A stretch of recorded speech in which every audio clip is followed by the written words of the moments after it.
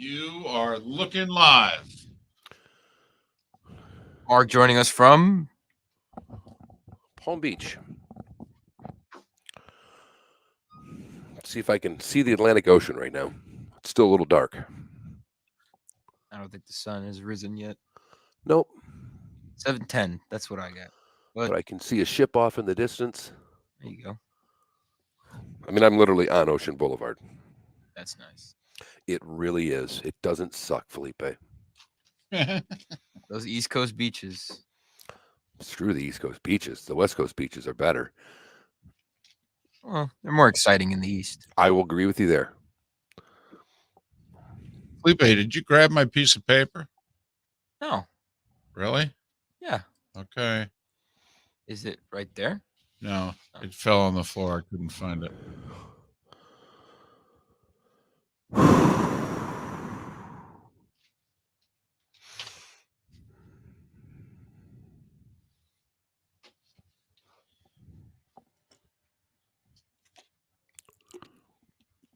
Mark, I was telling David yesterday or today that yesterday I got home and just planted my ass on my couch for several hours and watched Tiger Woods play golf. And it was a special experience. I listened to all of it and watched some. He's the man. He is golf. Cam Smith's the man. That He guy can He play. is. With that, with early to mid, 1980s stash mullet, first round of the hockey playoffs thing going on. It's just awful. It's horrendous. I'm changing and magnificent. Right. I mean, Felipe would let you know if you're on the PGA Tour, that mustache works. I was gonna say I'm changing my mustache's name to the Cam Just Smith. let it grow in the back. It was Felipe.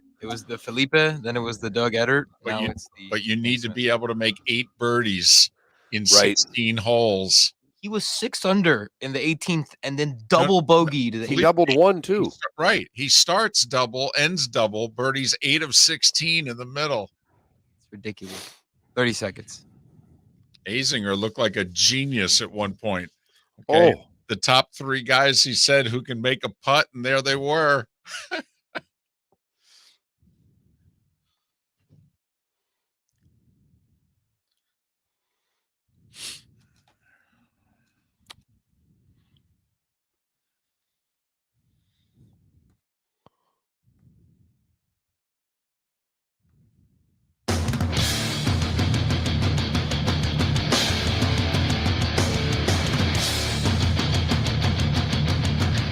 You are listening to Miller and Moulton, exclusively on the Florida Sports Network.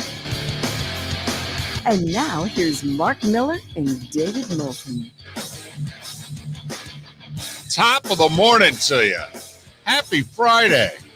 How the heck are you, Miller and Moulton, here on the Florida Sports Network? Fired up, Masters, Major League Baseball, 20 days away from the draft. NBA playoffs start next week. Mark, top of the morning to you. Happy Friday. Happy Friday to you, David. On location day, little role reversal for Miller and Moulton. I'm the guy that's not in the studio today. So, yeah, what a time. What a great day yesterday at Augusta. What a nice little opening day. Some good moments there. And, Tiger Woods, David. Did he do anything yesterday? Is there anything we need to talk about here? Unbelievable. Listen, he's the most handsome golfer ever.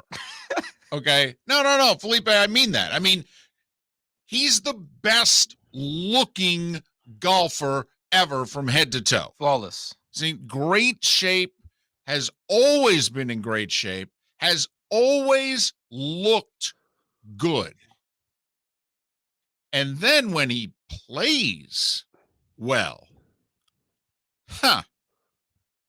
and then when he plays well after nearly dying in a car accident, wow. Yeah, there's playing well, and then there's playing well after nearly dying. It's funny, Mark, the stats, because there are times in which we're kind of blinded by Tiger. I mean, he only hit half the fairways, and the fairways are pretty wide. But unless you go into the woods, you're not really penalized by missing a fairway there. And he was in the woods several times. Yeah, well, he was his own namesake on several occasions yesterday, David. Yes, he had to play it, sideways and wrong fairways and things like that. I mean, he only hit 57% of greens in regulation. He got up and down like a son of a gun yesterday. Yeah. I mean, and both ways, some great chips that were easy tap-ins, and he made his share of 8-footers and 10-footers yesterday. And so if you look at it closely, to be a serious threat in this tournament, he's going to have to hit the ball better. Correct. But he did hint at in interviews leading up to this tournament that when I ever play again, my wedge game, my short game, my putting, it's really good. I've had a lot of time to practice it, and it's really good. So I drove across the state yesterday and listened to PGA radio exclusively.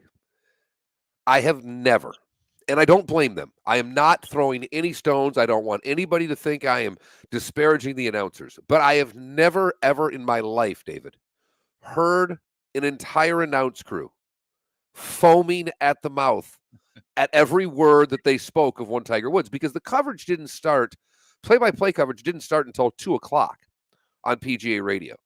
So most of Tiger's round is done before that. They were actually doing exclusive coverage of Tiger's group. That's it. Every single shot on radio of one guy. I don't know if I've ever witnessed that before. Not to mention, they had to stand in line to see who could give more accolades than the guy previous. And we're listening to it going, yep, sounds good to me. I fist pump in the car when he made the putt on one. I think half of America fist bumped. So he's walking up to 16, and Dottie Pepper's following him. And, of course, Vern's got 16. And Vern's a man of few words. And so, he's simply say Tiger and, good approach, and he'll have 20 feet for birdie. And, and then it just so happened that the two guys in the group before him basically gave him the read. And, Dottie points that out and what have you.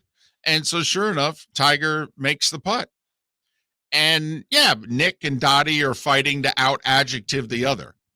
And Vern just simply says, well, he's had some moments on this hole.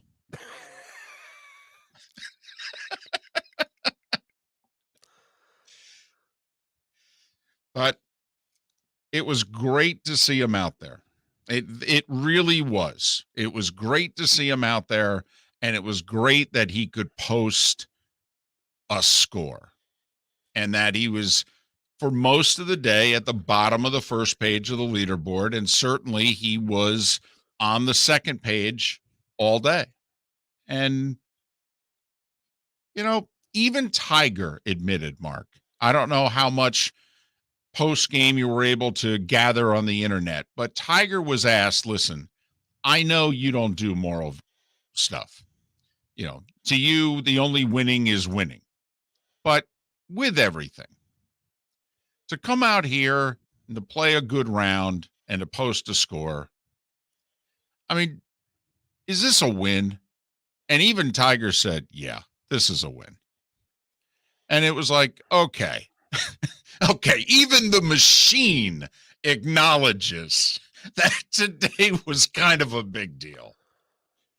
Now, you can look at this one of two ways, because you pointed out the fairways hit, the number of times he had to get up and down, and the fact that he did not play particularly well. Still shot 71. Well, it's why you and I were adamant he was going to make the cut. What did we say? He can ham and egg his way around this place and play the weekend. Now, here's the thing. You have to ask yourself one simple question. Will he get better this week, or will he get worse? Most everybody thinks he will get worse because of the physical toll it will take on him. I don't know if that's the case today. By Sunday, maybe. I think he hits the ball better. I don't know if he'll score better. I think he will. I think it'll be 70. I think he'll beat a score by 1. But I think he'll hit the ball better today than he did yesterday. I think even Tiger, sorry, David, I think even Tiger has nerves. I think even the inflappable can be put in a spot where they're nervous. And I have to think that was one of the few times that Tiger had some butterflies in his stomach teeing it up. Well, he said afterwards, first interview he gave afterwards, he was asked about the first tee and what have you, and he joked and he said, well, I have to admit, I had one of the worst warm-ups I've ever had. He goes, I was terrible on the range. And I had to think about something that my dad once said to me, in which he goes, hey, are you warmed up? And I went, yeah. And he said, well, that's the point of a warm-up. All right, so let it go. And so Tiger said, so I kind of had to talk myself through, hey, I'm warmed up.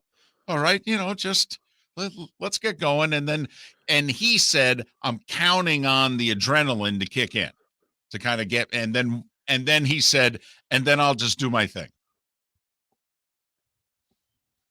So he did his thing. Yes, he did. Could yesterday. Yeah. Yes, he did. There was no doubt. It was a ball to watch. Can't wait for today. He was asked, so what takes place between now, when he had just ended his round about 15, 20 minutes earlier, and tomorrow? And he goes, a lot of ice. So, obviously making light, but also letting you know, listen, I'm like a hockey player in a playoff series at this point. I'm going to the tub.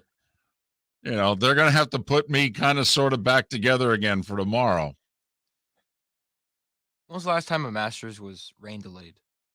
Oh, it happens pretty much every year. Yeah, or every other year. Yeah. You think he could use a rain delay? Well, he's not going to get it. And in fact, Mark, apparently late morning, the wind is supposed to arrive. And it's supposed to be 10, 15 miles an hour consistently for the majority of the day. Heard a great comment about the wind at Augusta yesterday, listening on radio, though, David, that I had never thought of. That one of the commentators, and I don't know which one it was, but said, at Augusta, a lot of wind's better than a little wind. A little wind, you don't know what direction it's blowing because everything swirls in there. At least with a strong wind, you know which way the damn wind's blowing. And I found that to be an interesting comment because we all know about the way the wind swirls and, 12 and what happens, and you've got to look at 11 flag to see which way the wind's going, etc. But he said at least a strong wind, you always know which way it's coming from. And here at Augusta, it actually can make things a little easier with a stronger wind than a middle wind, if you will. Tiger, second to last group or third to last group? Third to last group, I believe, off the tee today. So in one sense, Mark, he gets about as long a period as possible to recover from round one.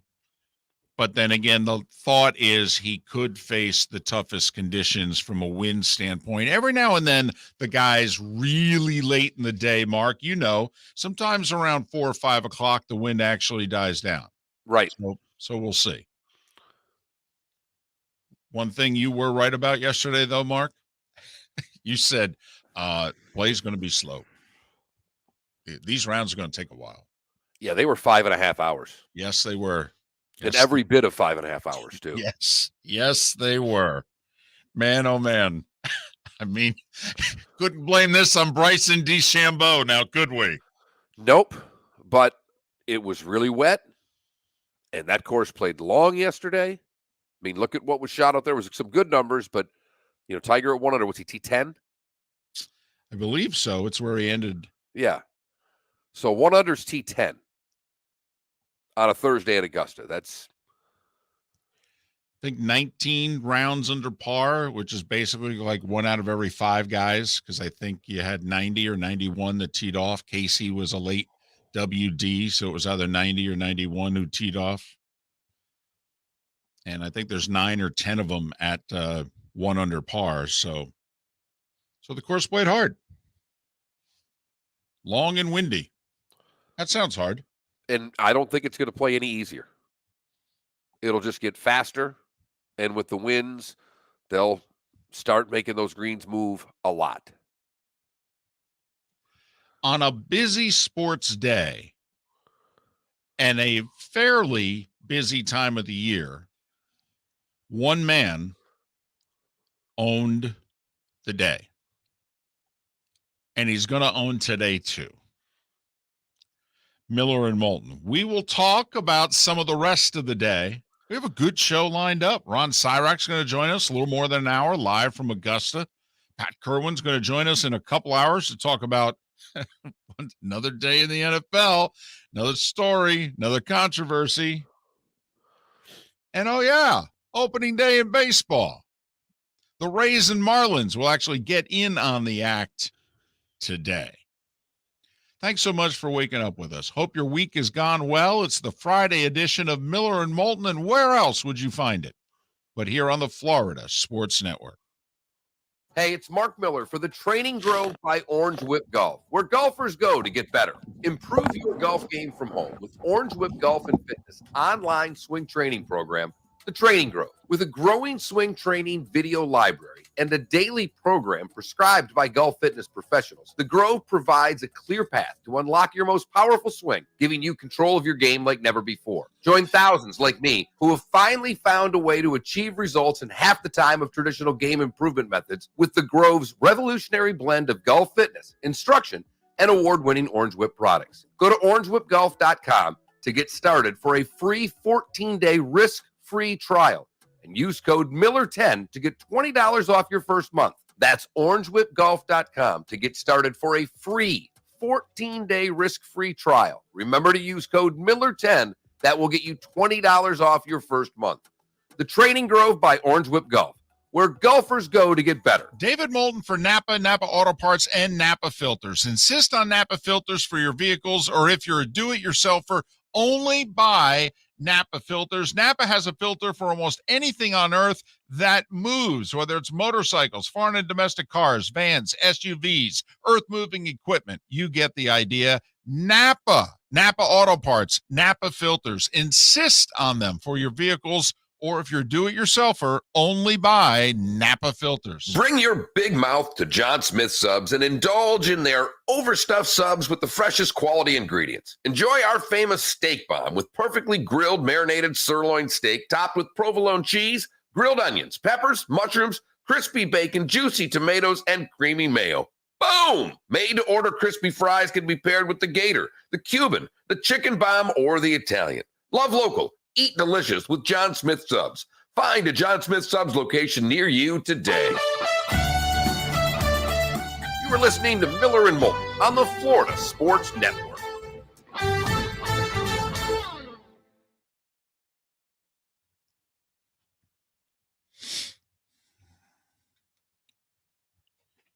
Is Tiger Woods the best putter of all time? He's right there.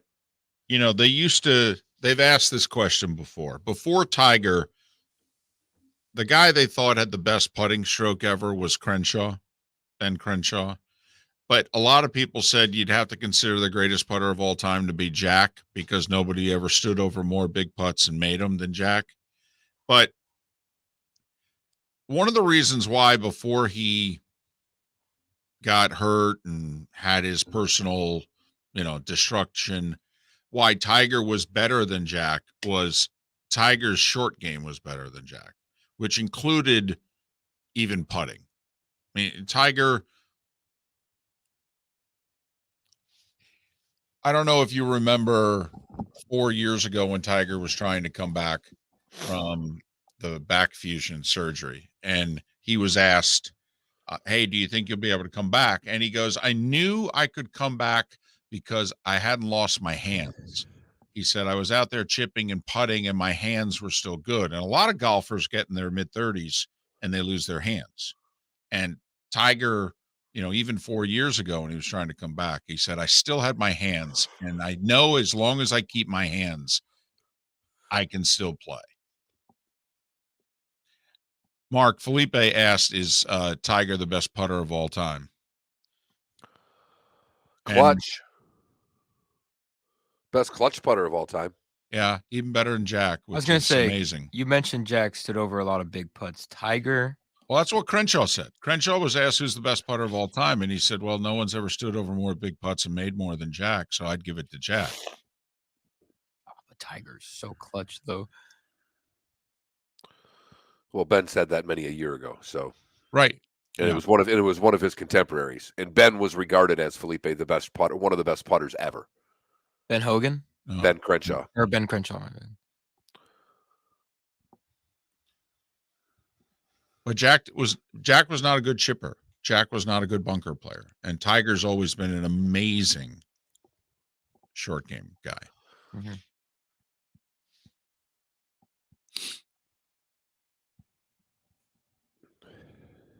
So the EA used to make, you know how they make the Madden games? Same company. They used to make games called Tiger Woods PGA Tour. And I had it. I had the 2005 edition of the game, and there was a thing that you could do where you only get 2 in your round called Tiger Vision, where Tiger will get down on his knees and go like this. And then it'll show the exact spot where you need to aim, and then it'll give you the line. Mark, that was the one area where you could see how physically Tiger's been altered, because he can't get down like a catcher anymore and read a putt. He's got LaCava reading putts for him. Well, and you remember the old days, the baseball umpire would kind of like half squat? Yeah. That's what Tiger was doing when he wanted to read a putt yesterday. And even Nance said he looks like an umpire behind the plate, where before he used to look like a catcher.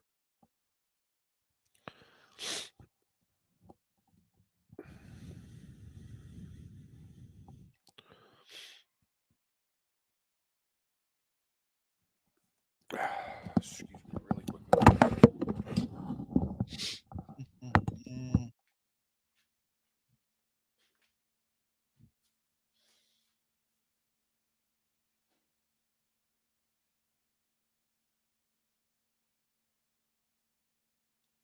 Felipe, can you see the Twitch broadcast? No. Okay, no, that's fine. Not at the moment, no. I was going to pull out my iPad and pull it up. Did you bang your knee?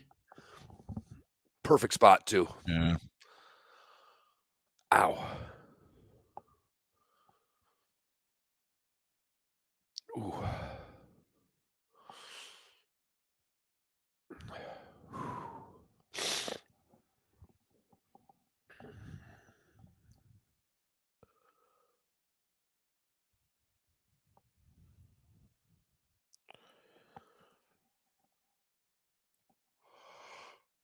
Come back.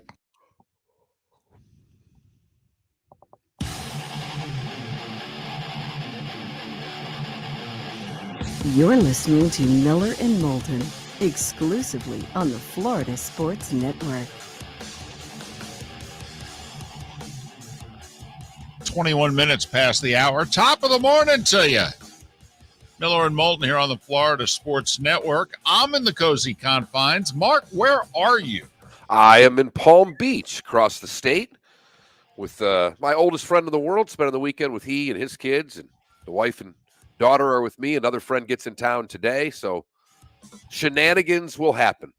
Well, and you would think, because, let's be honest, us guys, we're at the bottom of the totem pole on a daily basis. The children and the wife, I mean, they're ahead of us.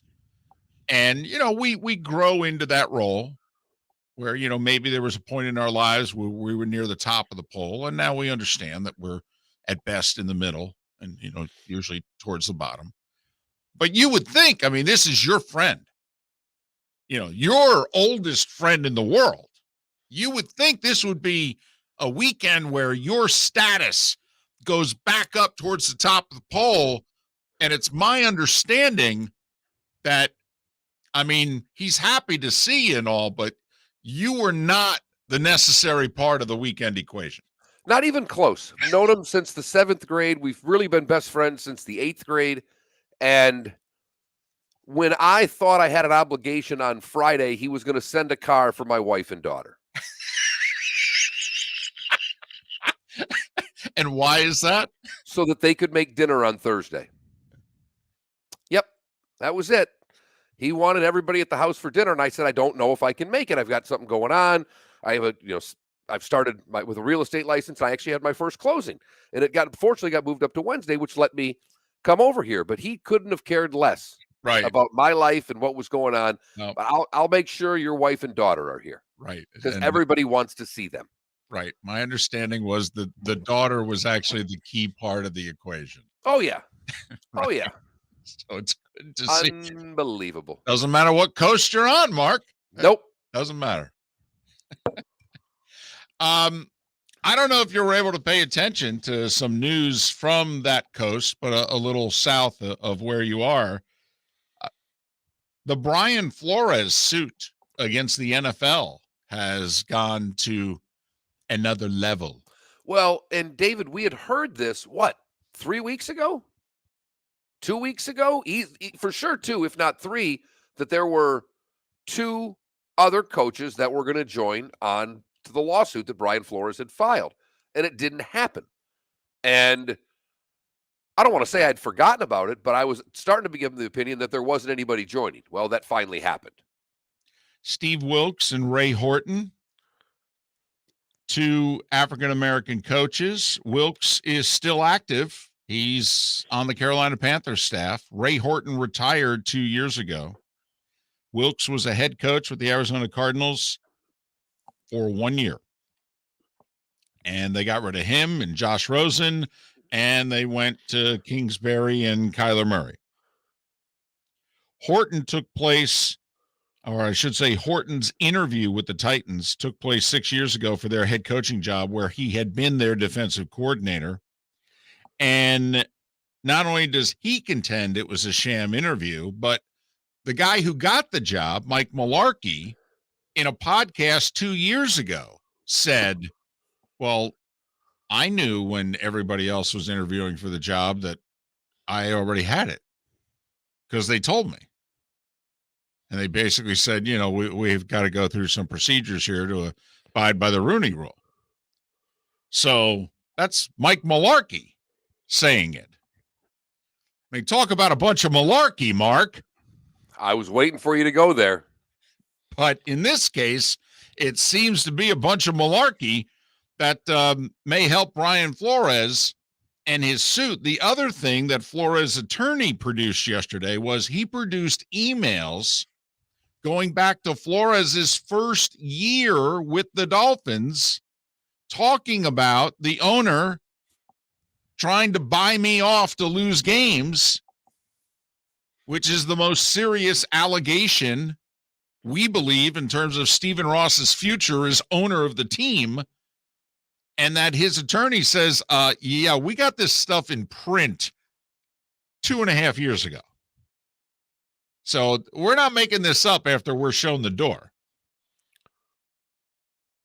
And that is, that's the second part of this. Obviously, there's the Flores lawsuit, but the part where I think all Dolphin fans are concerned, if this indeed pay-to-lose thing happened, well, then Mr. Ross is going to lose his team. I have no doubt about that, David. I agree. You have Snyder, who's his own rotten person. And he may end up losing his franchise. But if you're paying your coach to lose games, I can't see how you can have that owner in the league. Can't see it either. And we know it's an exclusive club, but all we have to do going forward is to listen to what it is that the Hammer, Commissioner Goodell, says, and whether or not the owners begin to put Mr. Ross on an island or come to his support. And so far, I haven't heard a whole lot of support for Stephen Ross.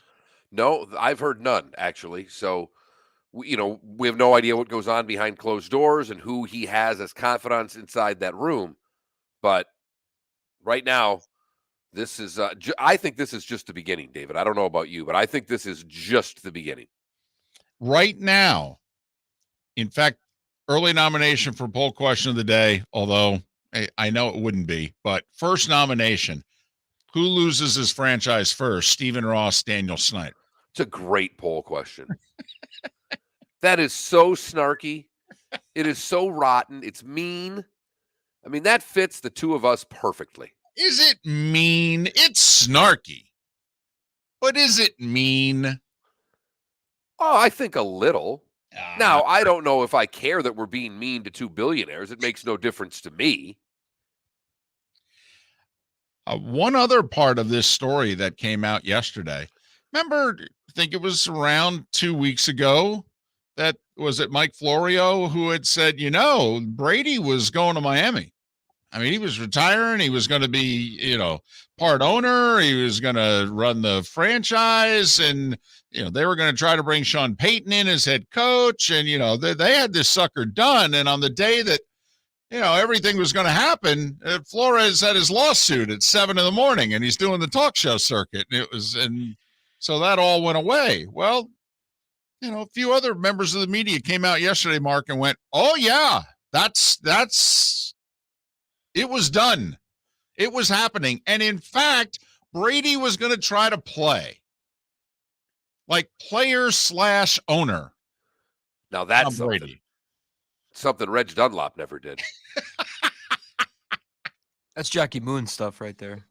It is. You're right, Felipe. You are absolutely correct. That's advancing it all the way. And this person also said, hey, there's no reason this can't happen a year from now, Brady's not contractually tied to the Bucs after this year. And yeah, they'll have to give something to New Orleans for the rights to Sean Payton, but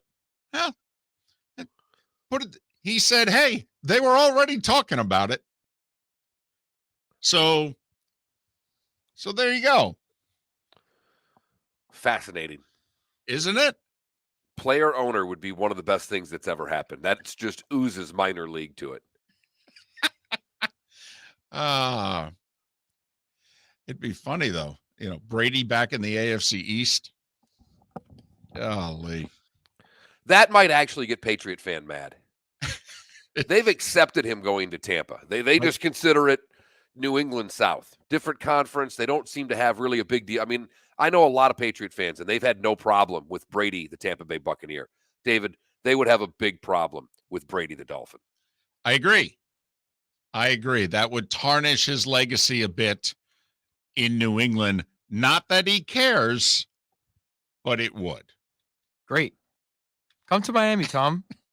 Well, it'd be perfect. He'd be coming at age 46, which for an athlete is, retirement age.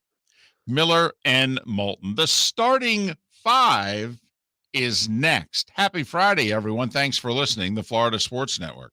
Bring your big mouth to John Smith Subs and indulge in their overstuffed subs with the freshest quality ingredients. Enjoy our famous steak bomb with perfectly grilled marinated sirloin steak topped with provolone cheese, grilled onions, peppers, mushrooms, crispy bacon, juicy tomatoes, and creamy mayo. Boom! Made-to-order crispy fries can be paired with the Gator, the Cuban, the Chicken Bomb, or the Italian. Love local. Eat delicious with John Smith Subs. Find a John Smith Subs location near you today. David Moulton for Napa, Napa Auto Parts, and Napa Filters. Insist on Napa filters for your vehicles, or if you're a do-it-yourselfer, only buy Napa filters. Napa has a filter for almost anything on earth that moves, whether it's motorcycles, foreign and domestic cars, vans, SUVs, earth-moving equipment. You get the idea. Napa Auto Parts, Napa filters. Insist on them for your vehicles, or if you're do-it-yourselfer, only buy Napa filters. Hey, it's Mark Miller for the Training Grove by Orange Whip Golf, where golfers go to get better. Improve your golf game from home with Orange Whip Golf and Fitness online swing training program, The Training Grove. With a growing swing training video library and a daily program prescribed by golf fitness professionals, The Grove provides a clear path to unlock your most powerful swing, giving you control of your game like never before. Join thousands like me who have finally found a way to achieve results in half the time of traditional game improvement methods with The Grove's revolutionary blend of golf fitness, instruction, and award-winning Orange Whip products. Go to orangewhipgolf.com to get started for a free 14-day risk-free trial and use code Miller10 to get $20 off your first month. That's orangewhipgolf.com to get started for a free 14-day risk-free trial. Remember to use code Miller10. That will get you $20 off your first month. The Training Grove by Orange Whip Golf. where golfers go to get better. You are listening to Miller and Moulton on the Florida Sports Network. Yep.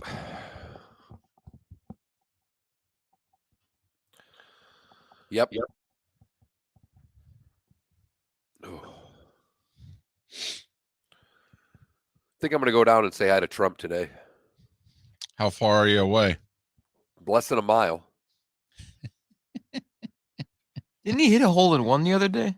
Yeah, 2 weekends ago. Yeah, I think I saw that. Ernie Els backed it up too. Ernie described it after the fact, and then people went back and kind of looked to see how Trump described it, and the two descriptions matched up. Els, I'm sorry, Mark. Oh, I was just say RCB. You got to remember Ross, the Michigan man. Brady and Ross know each other very well because of that Michigan connection. Absolutely. I think there's a chance here, Doll fan. There's a chance for Brady to be Jeter. Oh, no, don't describe it like that. Well, though. because, for as wealthy as Brady is, all right, he doesn't have the money to own an NFL team. He doesn't have the money to be the majority owner of an NFL team. Oh, no. Okay, but, first off, don't you think, Mark, let's just say Stephen Ross was on really good, solid ground. You bring him in as a minority owner, but hell, you let him be the face. Absolutely. Well, yeah. Jeter was also a minority owner.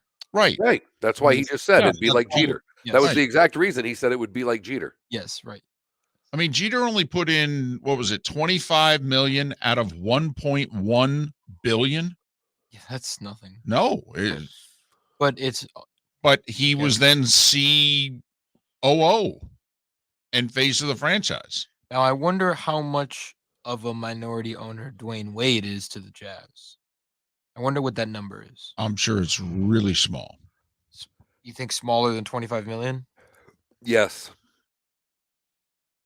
Yeah. Let's see. And by the way, I think the Jazz are worth more than the Marlins. Oh, yeah. I think the cheapest. Are they? Is well, like, the Clippers sold for 2. Do you think the Jazz sell for half? Probably. So that basically puts you there. The Marlins were like 1-1 and change. So I think it's a similar thing. least valuable NBA team is the Grizzlies. This was before this season. I'm sure they're a lot more valuable now. No, they're Grizzlies, No, the winning doesn't matter. Doesn't. It's the market. Doesn't change at least a little bit. Nope. Damn. No. 1.5 billion is what they estimate the Jazz are worth. No, the Grizzlies. They're the lowest. Oh, okay. Well, then there you go. Wow. So the Jazz are worth more than would sell for higher than the Marlins. 1.75 bill. That's the Jazz. It seems high. Higher than Denver and Atlanta. Interesting. Well, the one thing you can say is, it's the only pro team in the state. That is a good point. As that, and they do sell out all the time. How is there not an NHL team in Utah? They don't like hockey there. They don't? They like skiing.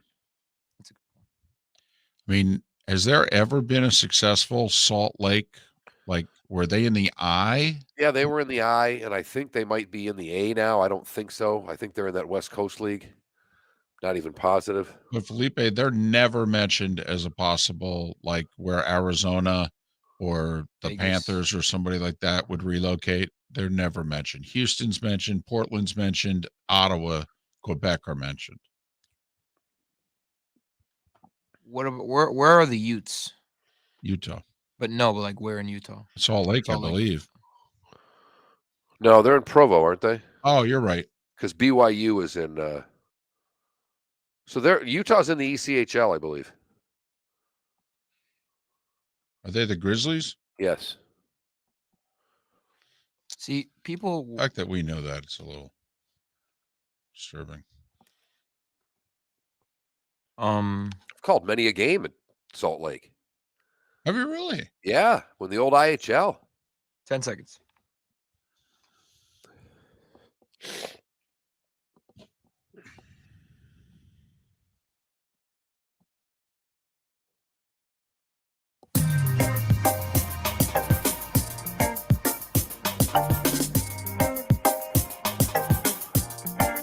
Welcome back to Miller and Moulton, only on the Florida Sports Network.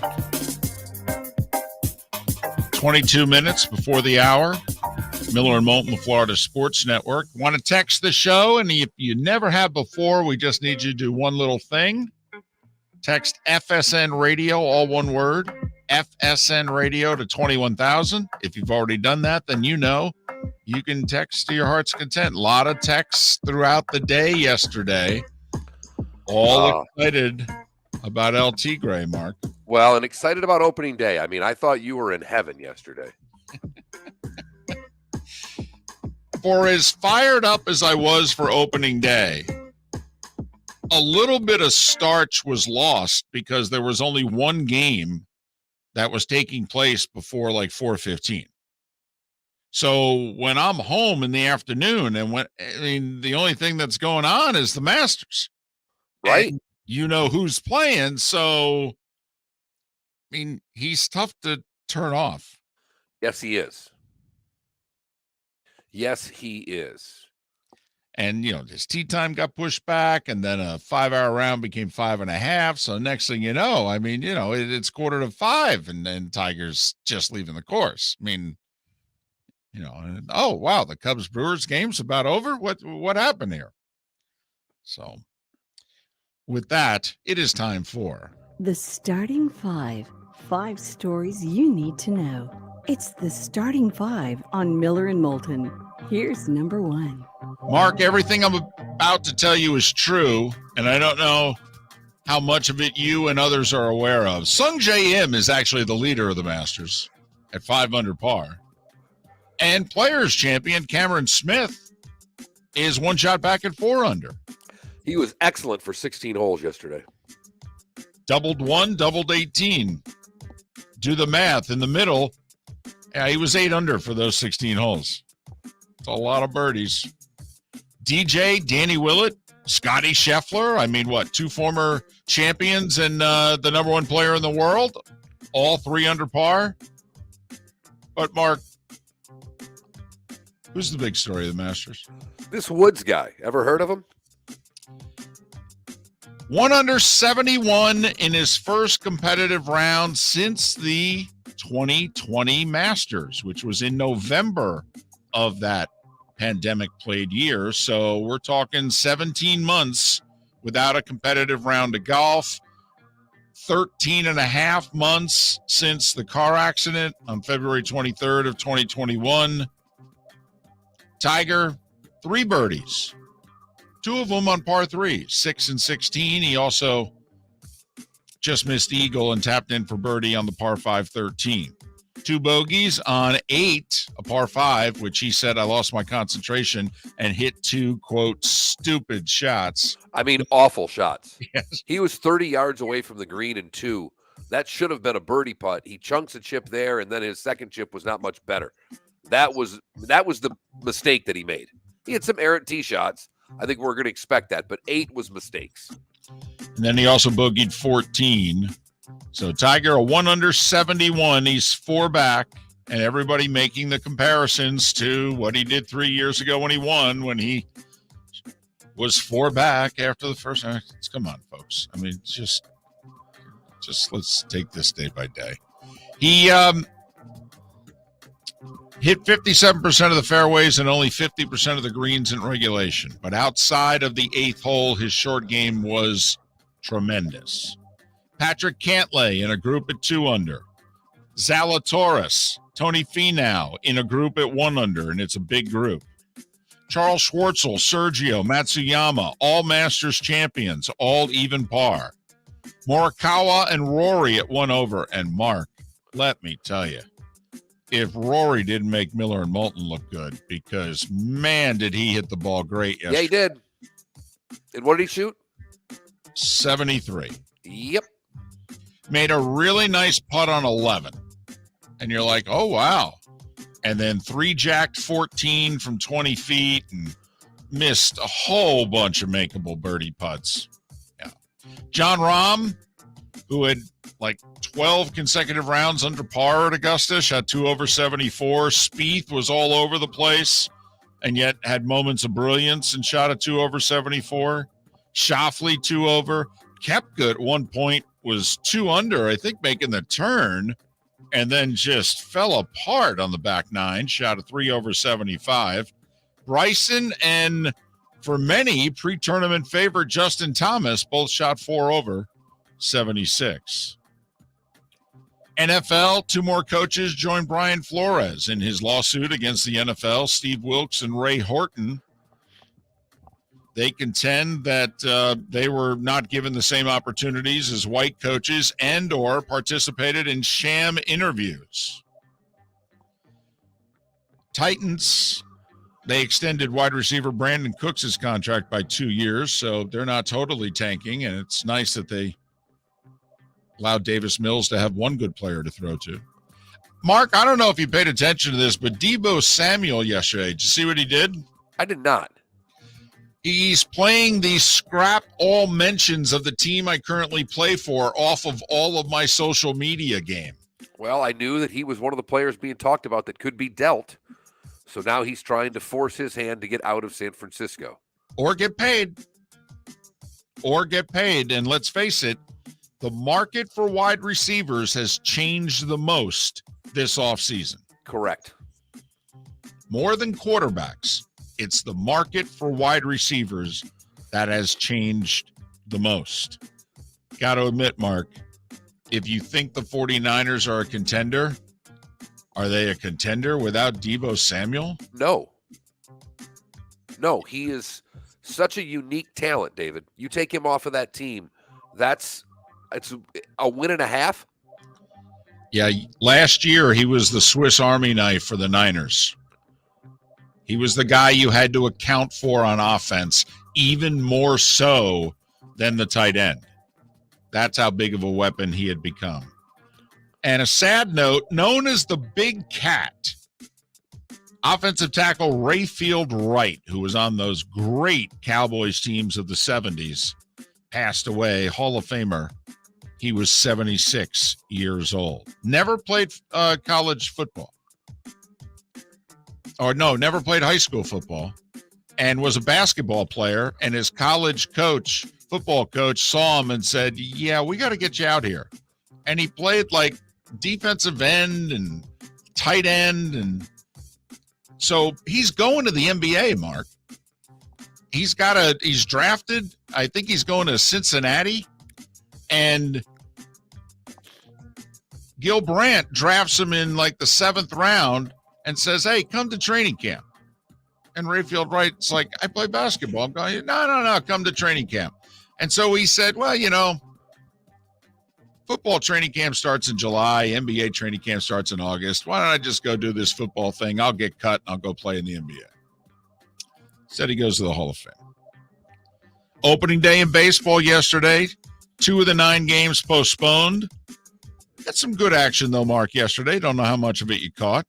Cubs 5-4 over the Brewers. The Brewers had owned them the last 2 years. Apparently, tickets were not that hard to get from that game, from what I understand. Right? Our lawyer friend in Tampa who's got Cubs season tickets couldn't give them away. Opening day, couldn't get $10 for them. Right. Now, I will say, the weather was like a balmy 43 with the wind blowing. It's Cubs opening day. Oh, Mark, I would have paid $50 to be at Cubs opening day, especially if you put me in the bleachers. Bobby Witt Jr. made his debut, and he had the game-winning RBI. Royals 3-1 over the Guardians. Adam Wainwright, 74 years old, threw 6 shutout innings. Albert Pujols and Molina there, who are both 74 years old. They went a combined 0 for 9, but Pujols got a standing ovation, which basically reduced him to tears. Cardinals 9-0 over the Pirates. Mark, our baseball preview in many ways came down to one thing. The Mets are playing on opening day, Mark. What do? You bet on the Mets. And we gave you the numbers. The And Mets. it didn't matter if they were throwing DeGrom No. or Scherzer or Mr. McGill or Mr. Magoo or whoever the hell pitched for him yesterday. His name's Tyler McGill. He was a rookie last year, like 18 starts. He was okay.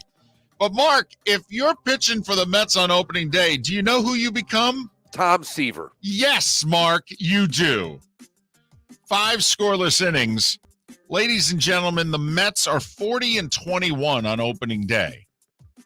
That's a 65% winning percentage. Take this into account. They lost their first 8 opening days in franchise history. 0-8. They went 0 for the 60s. Didn't win on opening day for the first time until 1970. So if you subtract 0-8 from 40-21, the Mets' winning percentage on opening day since 1970 is over 76%. And if you didn't make money on this yesterday, it's on you. Right. No offense here. We've told you and told you and told you some more about this bet. For the rest of your life, bet on the Mets on opening day. Reds doubled up the Braves, 6-3. Mark, Cincinnati, you know, the whole Cincinnati, Detroit, they used to open at home. They were the first 2 games every year. Do you know this is only the 3rd time in the Reds franchise history they opened on the road? Way to stick to your traditions, baseball. How old is the Reds franchise? Since the 1800s, right? Late Yeah. 1800s? I mean, since I think the turn of the century. So in the last 120 years, this is their 3rd road opener. Unreal. But they beat the Braves 6-3. Landed just 4 hits. Mark, you Darvish had 6 no-hit innings yesterday. Padres led 2-0 going to the 9th. But on National Beer Day, Seth Beer with a 3-run walk-off homer. Diamondbacks 4-2. Houston beat the Angels 3-1. Awesome. NBA, Milwaukee beat Baltimore beat Boston 127-121. That means the Heat are officially the 1 seed. It also, for the moment, moves Milwaukee into the 2 slot because they own the tiebreaker now with Boston. Minnesota got 49 from Anthony Edwards in a win over the Spurs. Jokic became the first player in NBA history to score 2,000 points, grab 1,000 rebounds, and have 500 assists in a season. Denver over Memphis by 13. Houston beat Orlando, Mark, which could give the Magic the worst record in the league here in a few days and the best chance of having the number 1 pick of the draft. Toronto edged the Sixers 119-114. That could be a first-round playoff series. Golden State's a game up for the 3 seed. They beat the Lakers by 16. New Orleans beat Portland by 33. Hockey, Rangers shut out Pittsburgh 3-0. Carolina keeps pace, however, with a 5-3 win over Buffalo. Toronto, 4-3 over Dallas in overtime. Austin Matthews, his 55th and 56th goals. Most goals by an American in a long time. Nashville 3-2 over Ottawa. Edmonton the same over the Kings. Calgary 4-2 over San Jose. Montreal, Philly, Seattle, and Vancouver also winners. Frozen 4, Mark. Michigan dominated the overtime. Couldn't get the puck out of the zone one time. Denver puts it in the back of the net. Denver 3-2 over the Wolverines. They'll play number 1 ranked Minnesota State out of Mankato, who beat the Gophers 5-1. Denver, Minnesota State, Mankato, Saturday night. Boy, nothing says ratings galore like Minnesota State and Denver. You could have had Minnesota and Michigan from a hockey standpoint. That's pretty good. Right. Instead, you get the Pioneers and the Mavericks. Instead of the Gophers and the Wolverines. Just Big for the helmet game alone, the winged helmets on ice look so cool. Yes, they do. Yes, they do. And I thought they were the better team, but it's hockey, and it's a 1-game season, and they go home. And that was the Starting 5 every weekday morning at this time on Miller and Moulton. 13 games today, Mark, in Major League Baseball. 13. Rays are hosting the Orioles beginning at a little after 3. Come on, Tampa St. Pete. If you're in the area, go. Hey, get off work a couple hours early. Play hooky. You know how to do it. And the Marlins are in San Francisco to play the Giants. First pitch a little after 4:30. So your Tigers in action today, right? Well, yeah. I mean, it's opening day yesterday, so the Tigers would play today. And I know they moved the schedules because of the delay, but they screwed it up. That's all. This was fixable, really easily fixable. I don't care what David Sampson said yesterday. He's smarter than me. I disagree with him on this particular thing, and I think I'm right. This was not that hard. Ron Sirak in about 45 minutes, live from Augusta. A little over an hour from now, Joe Frisaro, who covers baseball around the state of Florida, will join us. We'll talk a little Rays and Marlins. And Pat Kirwan in the 8 o'clock hour as well. Thanks for ending your week with us, the Friday edition of Miller and Moulton, the Florida Sports Network. Bring your big mouth to John Smith Subs and indulge in their overstuffed subs with the freshest quality ingredients. Enjoy our famous steak bomb with perfectly grilled marinated sirloin steak topped with provolone cheese, grilled onions, peppers, mushrooms, crispy bacon, juicy tomatoes, and creamy mayo. Boom! Made-to-order crispy fries can be paired with the Gator, the Cuban, the chicken bomb, or the Italian. Love local. Eat delicious with John Smith Subs. Find a John Smith Subs location near you today. Hey, it's Mark Miller for the Training Grove by Orange Whip Golf, where golfers go to get better. Improve your golf game from home with Orange Whip Golf and Fitness online swing training program, The Training Grove. With a growing swing training video library and a daily program prescribed by golf fitness professionals, The Grove provides a clear path to unlock your most powerful swing, giving you control of your game like never before. Join thousands like me who have finally found a way to achieve results in half the time of traditional game improvement methods with The Grove's revolutionary blend of golf fitness, instruction, and award-winning Orange Whip products. Go to orangewhipgolf.com to get started for a free 14-day risk-free trial. And use code Miller10 to get $20 off your first month. That's orangewhipgolf.com to get started for a free 14-day risk-free trial. Remember to use code Miller10. That will get you $20 off your first month. The Training Grove by Orange Whip Golf, where golfers go to get better. David Moulton for Napa, Napa Auto Parts, and Napa Filters. Insist on Napa filters for your vehicles, or if you're a do-it-yourselfer, only buy Napa filters. Napa has a filter for almost anything on earth that moves, whether it's motorcycles, foreign and domestic cars, vans, SUVs, earth-moving equipment. You get the idea. Napa Auto Parts, Napa filters. Insist on them for your vehicles, or if you're do-it-yourselfer, only buy Napa filters. Hey, it's Mark Miller for the Training Grove by Orange Whip Golf, where golfers go to get better. Improve your golf game from home with Orange Whip Golf and Fitness online swing training program, The Training Grove. With a growing swing training video library and a daily program prescribed by golf fitness professionals, The Grove provides a clear path to unlock your most powerful swing, giving you control of your game like never before. Join thousands like me who have finally found a way to achieve results in half the time of traditional game improvement methods with The Grove's revolutionary blend of golf fitness, instruction, and award-winning Orange Whip products. Go to orangewhipgolf.com to get started for a free 14-day risk-free trial and use code Miller10 to get $20 off your first month. That's orangewhipgolf.com to get started for a free 14-day risk-free trial. Remember to use code Miller10. That will get you $20 off your first month. The Training Grove by Orange Whip Golf, where golfers go to get better. You are listening to Miller and Moulton on the Florida Sports Network.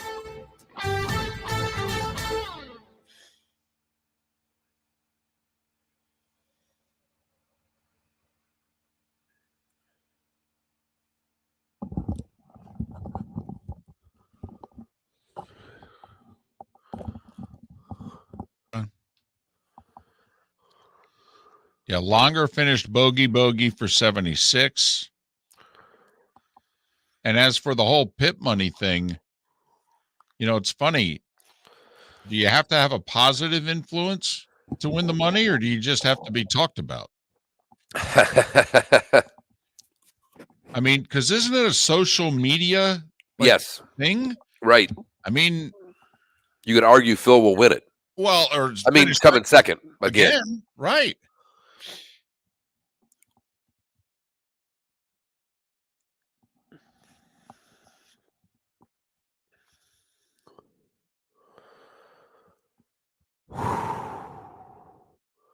I'm sorry you don't feel well. Oh.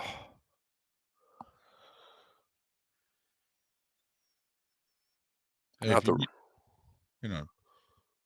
Oh, no. I can do the show. Okay.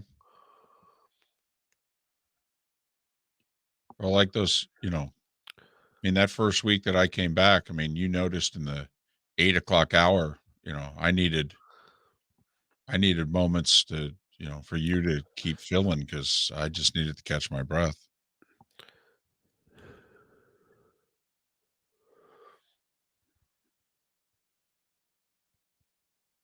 It's pretty funny, KW. That's better than most of your jokes. Most of them are really in bad taste, or not funny. That's pretty funny. Same stuff, no nuts. It's funny.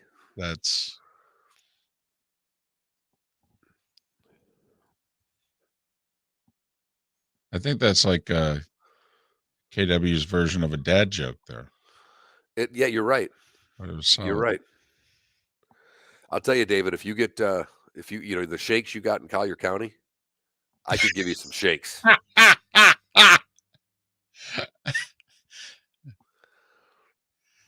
See if I can give you the view here. Well, please. I mean, I got to pick some things up here because of that box. So let me just flip the camera around here. I don't know how well you can see the Atlantic Ocean, but that's the view out of this bedroom. I don't know how well that's working. Oh, you can see it pretty. Yeah. Is that Route 1? No, it's Ocean Boulevard. Oh, okay. Yeah, I was up against it last week in Vero. All right. Good. Okay. The view's sweet.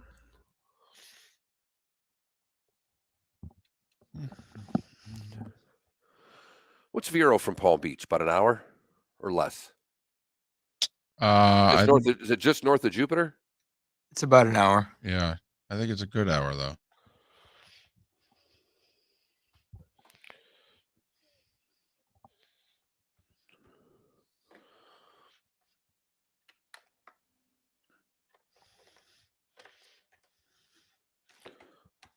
$30 seconds.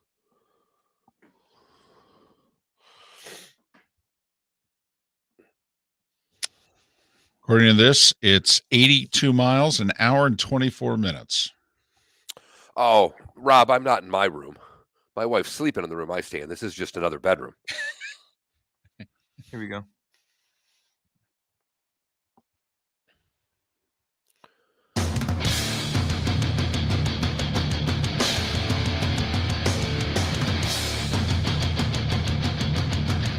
You are listening to Miller and Moulton, exclusively on the Florida Sports Network. And now, here's Mark Miller and David Moulton. Thanks so much for being with us. Friday edition, Miller and Moulton on the Florida Sports Network. Ron Sirak, live from Augusta in a little more than 30 minutes' time. Pat Kirwan is a little more than an hour away with the Brian Flores lawsuit, and Stephen Ross and the Dolphins once again in the NFL news. Lots to kick around with Pat coming up in a little more than an hour, but Augusta and one Tiger Woods, Mark, the story. And is this one of those rare times in which even the media, the lapdog golf media, cannot overlap dog it? I love the way you asked that, because as I mentioned earlier, listening all day on the radio, they couldn't out lapdog one another. I mean, it was okay, when you finish, I'm going to try to make sure that my adjectives are even stronger than your adjectives. And yet I found myself totally okay with it.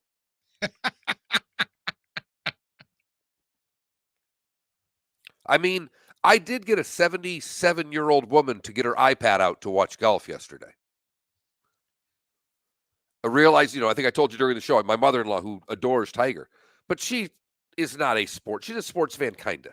But she didn't know, she thought that they're just going to show Tiger at 3 o'clock, which I'm sure they showed a decent amount, but they're not playing replays. This is the Masters after all. I'm like, you're not going to get a lot. He teed off this morning. And I explained to her how to get on to masters.com and watch featured groups. And when I get a smiley face emoji from the mother-in-law saying, I'm watching on my iPad. Thank you so much. But I listened to golf on the radio for over 6 hours. From the time I left the show yesterday until I got here at 4 o'clock, I listened to golf on the radio. I've never done that before, David. Never. Well, and I'm impressed that you were in the car with 2 other people, and they were fine listening to you have golf on the radio for a 3-hour drive. And they were both rooting. Both wife and daughter were rooting. When Tiger made the birdie at 16, my daughter goes, that was Tiger, right? I mean. And did you politely say, yes, honey, it's the only golfer they've been talking about?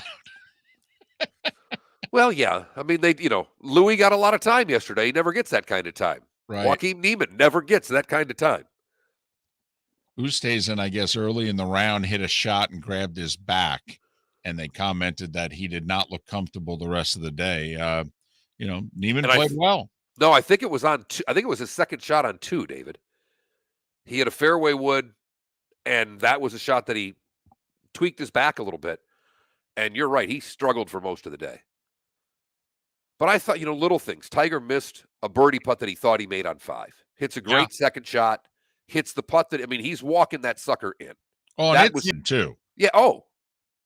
And for him to hit the shot, that's just vintage Tiger to me. Misses the birdie on 5. The ball's halfway in the hole, spins out. He's pissed. Walks to 6T and basically hits a tap-in. Yeah, knocked it to, 12 inches, 14 inches, something ridiculous like that with the pin back right top. That was the one thing, Mark, that he did as well as anybody yesterday when he hit a good T-ball. His approach shots were excellent. Also, 2 of his birdies were on par 3s, in which, the one he knocked it stiff, but even on 16, pins back top right there. That's a dangerous pin because if you're just a little left, well, then you roll down, then you got 40, 50 feet uphill, and that's a 3-jack waiting to happen. And if you miss it right, like Rory did, you put it in the bunker, and now anything could happen. If you don't hit a really good bunker shot, you roll down the hill, you go to the other side of the green, you're looking at 5. But Tiger got it up on the top shelf there and had 20 feet below the hole for birdie. And on 13, he hits a fairway wood and he knocks it basically pin high, 20 feet left for eagle. I mean, when he was in, either he could just put it on the tee there and hit an iron, or he put himself in good position in the middle of the fairway. He always got the ball seemingly where it is you needed to put it. And then take that one step further. Every green he missed outside of the 8th hole, he put the ball where you had uphill putts. His chips were of the like, so I think he had one 10-foot downhill putt on 10 that he made. But for the most part, he was leaving his ball, to your point, David, not just on approach shots, but on chips, always putting the ball where he had the safest putt. He was never rolling past the hole and stuck with those 5 and 6 downhill putts. And that is why David and I from day one said he'll make the cut in this tournament, because he knows every blade of grass on that golf course. Guillermo follows us on Twitter. He's a hardworking guy. He's a family man. He travels a lot. He's got a lot going on in life. He sends the first of his 4 tweets at us yesterday, Mark. I don't know if you caught this one because, you're driving. You're not supposed to be, messing around with this. Middle of the day. Miller and Moulton, the Masters app is the best invention since the cheeseburger. It is amazing that the oldest, the tournament with the history, not the oldest tournament, but the tournament that lives in its history, that you're not allowed to have a cell phone on the golf course, that you can't take pictures. Right. And yet their app is arguably the best app on the planet for sports. You and I are both big fans of The Athletic. If I were ever to have a sit down with the people from The Athletic, I would say, you guys got to fix your app because this thing sucks. Exactly. Your content is wonderful. It's the best content that's out there. It's a son of a gun to navigate your app. It sucks. Exactly. It's I terrible. put my mother-in-law on the Masters.com, and their website's as easy to work as the app. And she's watching Tiger yesterday. You're absolutely right. I don't know if we're allowed to talk about anybody else, but I mean, DJ's 4 under through 10 and plays the last 8 holes 1 over. Now, I know late in the day, the wind, it was pretty hard. I mean, he only made 1 bogey on the day, but you know, he rolls in a birdie on 10. He birdies 9, he birdies 10. He's 4 under par. And I'm thinking, oh, DJ's going to throw 65, 66 on the board here because he's going to birdie those 2 par 5s, right? And 15, I don't know, Mark, if you were able to catch this with the back tee, making it 20 or so yards longer. 15 played harder. Not hardly anyone was going for it, even with good drives. And what we talked about is that they're having to bring bigger clubs there. Now, it was dead into the wind yesterday, too, which made it even harder to get to. But, I mean, you know, to your point, David, with DJ's, you know, look, DJ could have gotten lower. I think DJ's in a perfect position. I'm never... wonderful round. Great job. He's not going to win the Masters. It just typically doesn't happen. But the leaderboard, while we don't have the JTs and a few of the others, DJ, Cam Smith, who's one of the players now, Scheffler on there, and the fact that Tiger is top 10. For whatever reason on the drive over yesterday early in the round, I just said out loud, he's going to finish 8th. Was that before he posted? You're like, you know. Yeah, this was very early. I mean, this was in the first 4 holes. Just in my head, I go, you know what? He started out, made the putt on 1, pretty good par, and all of a sudden he's getting up and down. I go, he's going to finish 8th.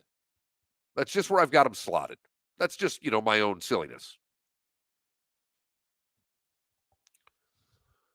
But I love where, and you know I'm not a DJ guy. I love where DJ is right now.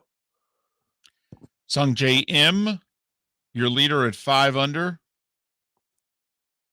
And Cam Smith, who won the Players, 1 shot back at 4 under. Fascinating round. Doubles 1, doubles 18. 8 birdies in the 16 holes in between. Wow. I was thinking of Paul Azinger a lot during the round yesterday because he came on our show Wednesday and he said, hey, I'm going with guys who I know can make putts. And he said, Cam Smith, Scotty Scheffler, Tiger Woods. I know they can make putts. So if you're giving me a trifecta that these are the guys that I'm allowed to throw out there, those are the 3 I'm throwing out there. You know, Zalatoris had it to 3 under after he did the same thing. I think he bogeyed 14 and 18. Didn't birdie either of the par 5. Birdied 13, but not 15. I mean, he had a shot to get there. There was a bunch of them that didn't play 14 through 18 all that well. And I don't know about you, David. Look, I want to see someone make an eagle on 13 Sunday, but I don't like it being so easy with 7 irons on 15. I do like the fact that a couple of these are going to play a little harder. They're going to have to earn birdies. And I think that better. And hey, the wind could switch and it could be downwind by Sunday, and they'll be getting in there with irons. But it was fun to see them on 5 have to have the clubs in their hands to get to that green. Now, what's that, 3 years since they moved that one back? It was, 11 is just already a beast of a hole. It's even harder now. I agree with Curtis Strange's comments, though, is that the carving out the trees, he said he made it a much better hole. It's a better, easier drive, and more guys, I think, have a shot at the green, and a few guys were actually somewhat aggressive and, had pretty good-looking birdie putts, which you don't see a lot of on 11, especially in recent years. Man, did 18 play hard. Wow. A lot of 5s and 6s on 18 yesterday. It's remarkable. I mean, there's not much to it. I mean, Mark, the wind was in their face. You could aim it right at the bunker yesterday. You couldn't get to it. I don't know why people were putting it in the woods on the right. You didn't have to shape it away from the bunker. You could just aim it at the bunker and crush it, and you would be okay. But a lot of people in the right woods yesterday. A lot of 5s and 6s on 18. And then Tiger hit it. Well, you didn't see it. Tiger hit it onto 10 off the 18th tee yesterday. Hit it onto 10. I didn't think you could do that. Wow. That's a block. It's just. But. So Sung Jae Im, the leader at 5 under, Cam Smith at 4 under, a group at 3, Tigers in a big group at 1 under, T10. Let's get to the most important stat from yesterday, though, if you listen to the show. Barnard Longer was the subject of a bet between Miller and Moulton. I threw the number of 76.5 out there. David ran to the under. And despite 2 late bogeys, Bernard Longer, 76. That qualifies as an under. Winner, winner, chicken dinner. You're Miller getting and back Moulton. in this bet. You're coming back, David. I'll double down on Bernhard Longer all day, every day at the Masters. Miller and Moulton, the Florida Sports Network. Bring your big mouth to John Smith Subs and indulge in their overstuffed subs with the freshest quality ingredients. Enjoy our famous steak bomb with perfectly grilled marinated sirloin steak topped with provolone cheese, grilled onions, peppers, mushrooms, crispy bacon, juicy tomatoes, and creamy mayo. Boom! Made-to-order crispy fries can be paired with the gator, the Cuban, the chicken bomb, or the Italian. Love local. Eat delicious with John Smith Subs.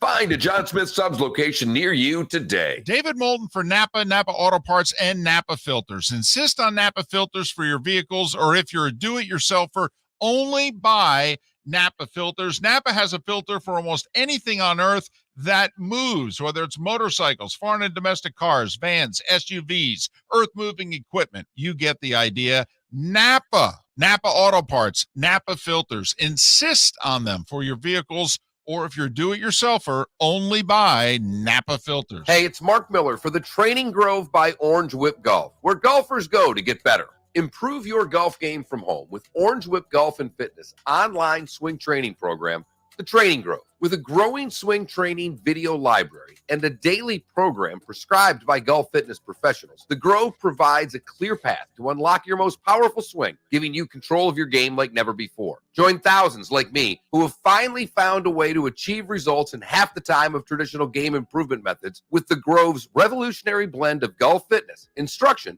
and award-winning Orange Whip products. Go to orangewhipgolf.com to get started for a free 14-day risk-free trial and use code Miller10 to get $20 off your first month. That's orangewhipgolf.com to get started for a free 14-day risk-free trial. Remember to use code Miller10. That will get you $20 off your first month. The Training Grove by Orange Whip Golf, where golfers go to get better. You are listening to Miller and Moulton on the Florida Sports Network.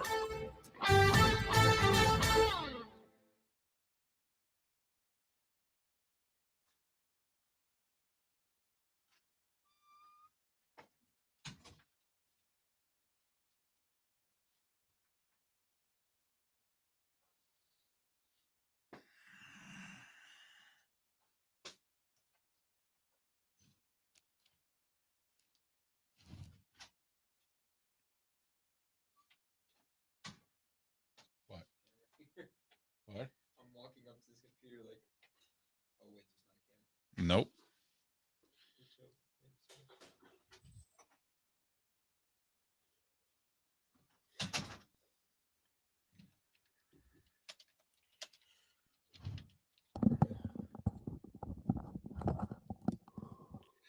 Look at that turf dude. Just pulled into the parking lot. Yep, free parking. It's just amazing. I love free parking. The Masters has free parking also. Yes, we said that. I'll tell you what. Now, you're young and most people don't, but you don't pay attention because when we were discussing the concession prices, we did say, and it's free parking. Oh, yeah. Yeah, we did. For whoever said, did I make the bed? That is the funniest thing I've ever heard in my life.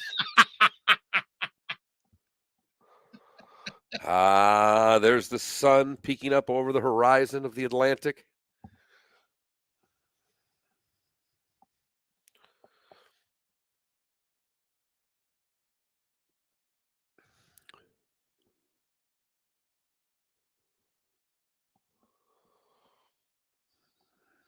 It's a little chilly out this morning.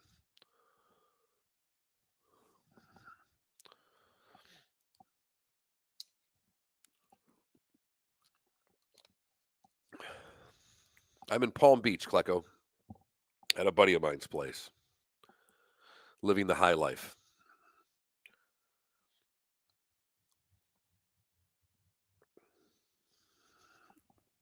I just walked down the hall to get a water out of my room. And Maddie snuggled up with my wife. And I said, I didn't really sleep that well, wife, because I didn't either. And we're kind of talking. Maddie just looks up. I slept wonderfully. Well, thank you. That's fantastic. That's outstanding.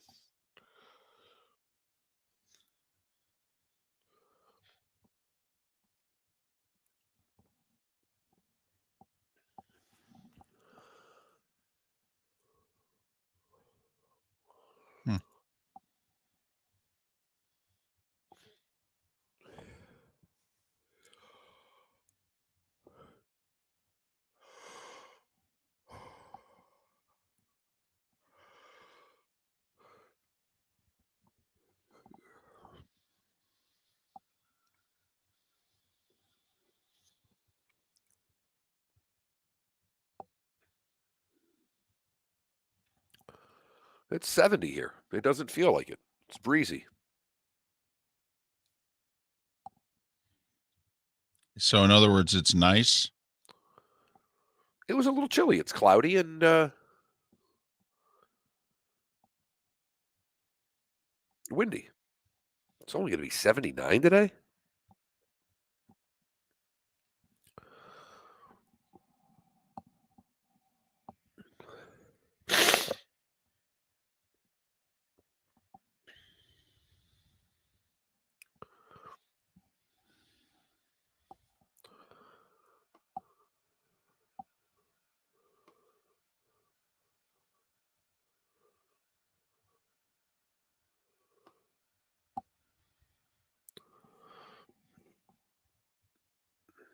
Mark, did you pack that red polo for Sunday? No. So, obviously, the dress code for the Masters, I'm sure, is like, you wear a collared shirt, nice stuff. You can wear T-shirts. I don't think there's any dress code to go in there as a patron. No way. It's crazy. But what I'm thinking in my head is, come this Sunday, you got to think that like half of that crowd is wearing red. If he's in contention, I think you're on to something. There's going to be a sea of red. We're coming back.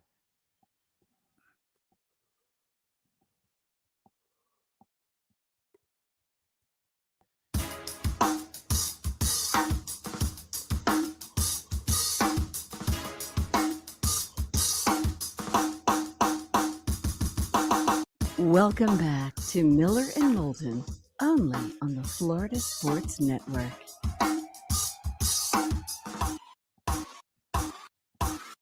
"21 past the hour. Miller and Moulton, the Florida Sports Network. Thanks so much for being with us. Ron Sirak to join us in a little more than 15 minutes time. Mark, you were traveling yesterday. You're joining us from Palm Beach today. And I know you're with your wife and your daughter and your oldest friend in the world. So I'm guessing you did not take in the Braves-Reds game on ESPN2 last night. That right there is a very factual statement, David. Okay. I know we should probably discuss these things. Most shows would have had a conversation about this. I went out on a limb, if that's okay. And your limb was the right one to go out on. All right. But there were two noteworthy things that came from this game, and nothing of them had to do with the Reds beating the Braves 6-3. I mean, it's one of 162, whatever. So Joey Votto was mic'd up. Now, once again, this is a regular season game. And Joey Votto wore a mic during a regular season game, not the All-Star game, not a spring training game, a regular season baseball game. Votto mic'd up. Right there, you had me. Right, I'm like, oh, this is great. I mean, you and I have talked for the longest time about NASCAR and how interviewing guys during laps and the communication between the driver and the crew and the whole deal. And one of the things we said was, could you imagine if you were interviewing the guy in the on-deck circle right before a big spot? But we also said it seems easy to do. Right. So Votto's mic'd up. And I believe the broadcast crew was able to communicate with him, but Joey Votto basically started doing his own talk show. And so Ozzie Albies gets on first. And Votto starts talking to him and starts saying about, hey, man, are you going to go get a gold tooth? I think gold tooth would look good with you. And he's joking with him and what have you. And then he lets Ozzie in on the fact that, hey, I'm mic'd up. America can hear you right now. Do you want to say anything? And he leans over to Joey's chest, to the lavalier mic, and he goes, hey, America, love you.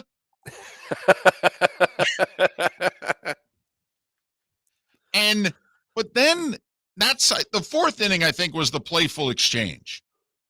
But I think it was in the sixth inning, he had a base runner on, and he starts doing basically his inner Tim McCarver. He starts explaining why it is he's going to hold the runner on base the way he's going to hold him, which is playing behind him, and why it is he's doing it. That's not good television. That's great television. Oh, Mark, it was. And you know what baseball has to do to make top 20 on Twitter. And Twitter blew up for Joey Votto last night. They're like, oh, just, hire him, make him one of the broadcasters. Just, anytime the Reds are in the field, just turn it over to Joey. Once runners get on base, let's just, give it to Votto.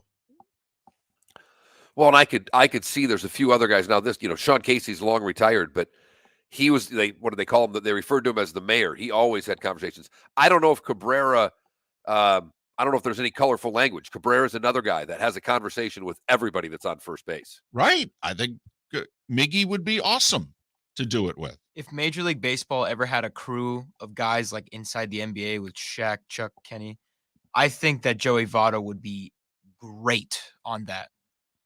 Well, and don't you think, Mark, this is a way that baseball could kind of maybe bring out some of their personality and find the next great crew of personalities, like Felipe just said, so that all of a sudden, whether it's joining Joe Davis in the Fox booth or the ESPN booth in future years, get rid of A-Rod and Smoltz, and should baseball go to almost like a Manning cast? I'd be fascinated by that. But the biggest problem I have with this happening, David, is baseball. Baseball has decided to not promote players, to promote the game, to not promote individual talents, to promote the game. They would have to make a seismic shift in how they market the sport. But if you listen to David Sampson earlier the week on our show, he said while baseball doesn't lend itself to what he called traditional social media, Facebook, YouTube, etc., it does, however, lend itself, well, he thinks, to TikTok.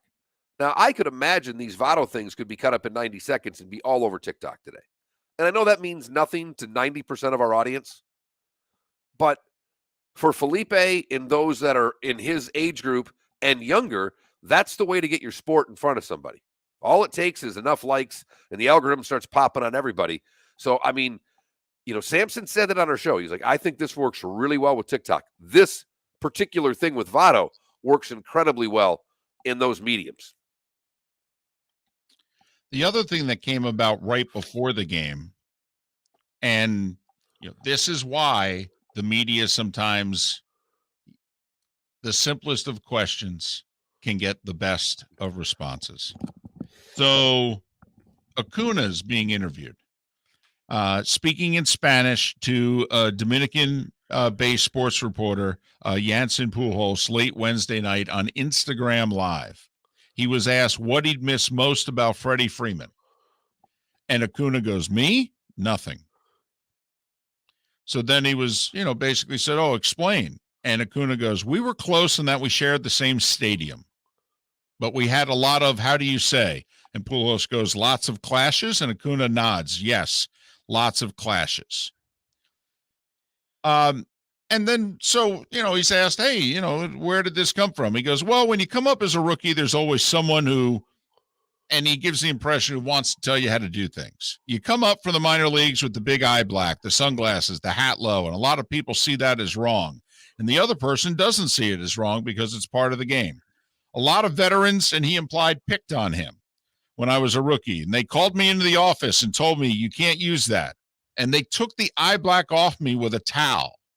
And Pujols asked, did you stay quiet? And Acuna goes, yeah, of course, I was a rookie. I didn't say anything. One day I'll be a veteran. And I'm not saying I'm a veteran right now, but nobody's going to take the eye black off my face now, So now then, this gets out, and Acuna has said, media is making a bunch of stuff out of nothing. And Freeman's like, it's unfortunate. But so there's still hazing in baseball is what you're telling me. Well, there was a prized prospect, Ronald Acuna, there back in, 2018? I mean, that's a little more than having to load the bus up with the bags, if you know what I mean. Right. There's rookie duties, and then there's rookie hazing. That borders on rookie hazing. And so, Freddie Freeman said, hey, listen, anything I did, trust me. All right. The organization wanted me to do it. There was a certain way that they wanted things done. Which right there in that sentence speaks volumes to me. The last thing we want is someone to not look like everybody else. Let's make sure that he does it the way we've done it for years in this sport, David, because there's a right way and a wrong way. And it doesn't matter what your batting average is. It just matters that you do it the right way. This sport is so archaic, it's not even funny. Well, it goes back to unwritten rules. And come on, Mark, you've been in a lot, in hockey. I mean, there's very few personalities that are outside the norm in hockey. I mean, everybody fits in hockey. But a different sport. Baseball's got to have a little individualism to it. Well, in the last few years, the bat flips being encouraged, personalities being encouraged. Hey, if they're miking up players during live regular season games, I think Rob Manfred's all for let's do things differently. As long as you don't have facial hair if you're a Yankee. Well, yeah, that's a whole other story, but everybody so far is complying. Hasn't been anyone who's bucked the trend. Not yet. Miller and Moulton. Live to Augusta we go. Ron Sirak, kind enough to join us next. Miller and Moulton, the Florida Sports Network. Hey, it's Mark Miller for the Training Grove by Orange Whip Golf, where golfers go to get better. Improve your golf game from home with Orange Whip Golf and Fitness online swing training program, The Training Grove. With a growing swing training video library and a daily program prescribed by golf fitness professionals, The Grove provides a clear path to unlock your most powerful swing, giving you control of your game like never before. Join thousands like me who have finally found a way to achieve results in half the time of traditional game improvement methods with The Grove's revolutionary blend of golf fitness, instruction, and award-winning Orange Whip products. Go to orangewhipgolf.com to get started for a free 14-day risk-free trial and use code Miller10 to get $20 off your first month. That's orangewhipgolf.com to get started for a free 14-day risk-free trial. Remember to use code Miller10. That will get you $20 off your first month. The Training Grove by Orange Whip Golf, where golfers go to get better. Bring your big mouth to John Smith Subs and indulge in their overstuffed subs with the freshest quality ingredients. Enjoy our famous steak bomb with perfectly grilled marinated sirloin steak topped with provolone cheese, grilled onions, peppers, mushrooms, crispy bacon, juicy tomatoes, and creamy mayo. Boom! Made-to-order crispy fries can be paired with the Gator, the Cuban, the chicken bomb, or the Italian. Love local. Eat delicious with John Smith Subs. Find a John Smith Subs location near you today. David Moulton for Napa, Napa Auto Parts, and Napa Filters. Insist on Napa filters for your vehicles, or if you're a do-it-yourselfer, only buy Napa filters. Napa has a filter for almost anything on earth that moves, whether it's motorcycles, foreign and domestic cars, vans, SUVs, earth-moving equipment. You get the idea. Napa Napa Auto Parts, Napa Filters. Insist on them for your vehicles, or if you're do-it-yourselfer, only buy Napa Filters. You were listening to Miller and Moulton on the Florida Sports Network.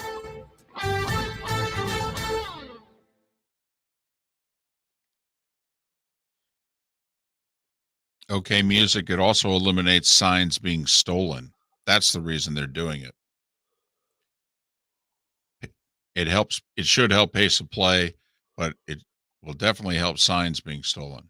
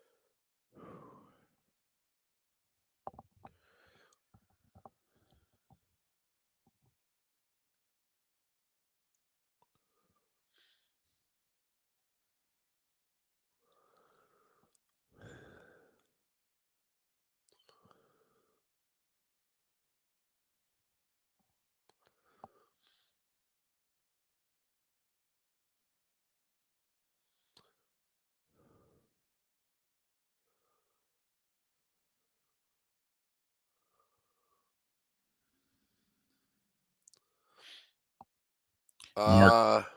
When did it's been a decade, I bet, Paul. The Mike's in the quarterback's ear.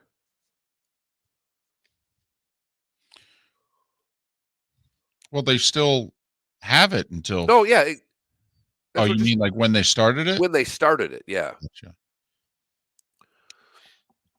35 minutes ago, Mark, Shane Bacon. Winds are already moving things around, and there isn't a cloud in the sky. Today could be crispy and fantastic. I like it.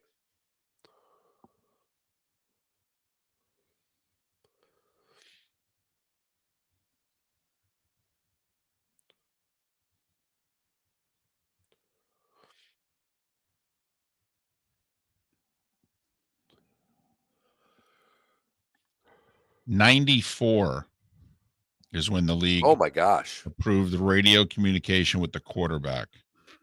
So 28 years ago, and baseball's just getting there.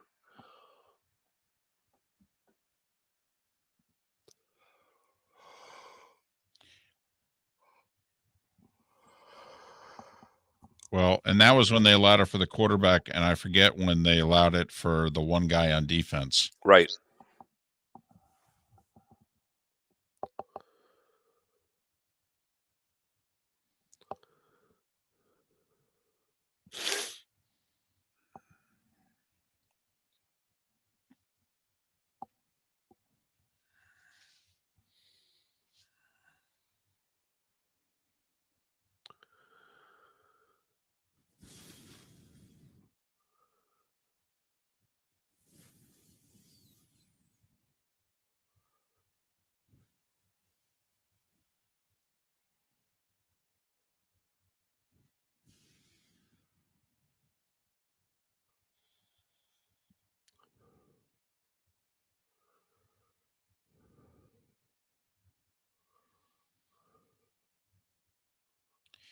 My favorite thing, Mark, and I always thought of you when I did the golf, was getting the pin sheets and looking to see, and of course they would have how many steps it is, right, each in all directions, and just looking at where they're putting the pins. And so the Masters 45 minutes ago tweeted out the quote hole locations unquote for today.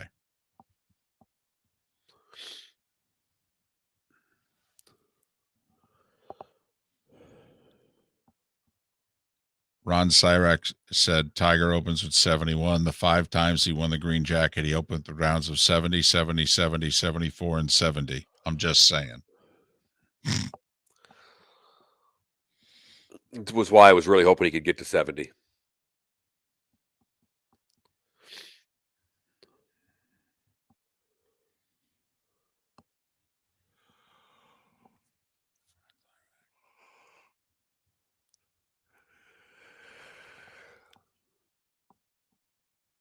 He's on hold. We're back in 5.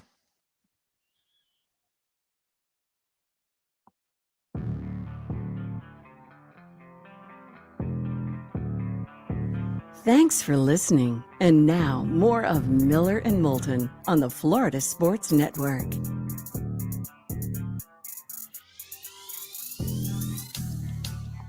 "22 minutes before the hour, Miller and Moulton, the Florida Sports Network. Little baseball next hour. Joe Frisaro, who covers baseball throughout Florida. We'll talk a little opening day for the Rays and Marlins with Joe, and Pat Kirwan to talk all things NFL 1 hour from now. Ron Sirak is kind enough to join us live from Augusta this week. Many responsibilities, including you'll see him on the Golf Channel. You can follow Ron on Twitter at Ron Sirak, Sirak. Ron, it's David and Mark. Once again, how are you? Ron? No? Well, that doesn't bode well. Well, we got to work on that. Somebody stepped on something. Right. But Shane Bacon sent a tweet out about 30 minutes ago in which he said that the winds are already moving things around and there's not a cloud in sight. And then he surmised today could be crispy and fantastic. I didn't realize golf could be fried Crispy? chicken. Right. Well, with winds like that, the greens will dry out in a hurry. And it was interesting yesterday talking with Mark Lai about the difference, because the speed of the greens is intimidating. But I thought it was a great point that Mark made that when he played in this tournament, they were the only greens like this. These guys are playing greens like this regularly. So the speed, I don't think, is the problem, as opposed to where you leave the ball is the problem. And that's what Tiger did so well yesterday. I think we can hear Ron. Ron, it's David and Mark. How are you? Yeah, I don't think he can hear us, Felipe. So that's a problem. Need to get it figured out. You ever feel like we get sabotaged in our own studio? I don't know what changes from one day to the next, but unfortunately it does. We'll get it worked out, though. I mean, either that or Felipe is going to lose a healthy amount of his, That nice great mop. Right, that nice salad he's got going on.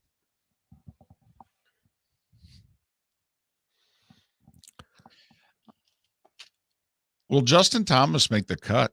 Boy, first off, what's the cut going to be? Well, it's a good guess. They don't do 10 shots, right? Don't they do like top something in ties? And I don't know what that is. So he's at 4 over today. I think a 72 will get him in. I really do. I think the cut will go to 4 over. I think today he'll play just as hard as yesterday. Well, there are 59 players 2 over or better. So I think you're on to something there, David. That 4 over seems like a reasonable number, particularly if it's going to be windy and play a little harder today than it did yesterday. I think you're right onto it with that.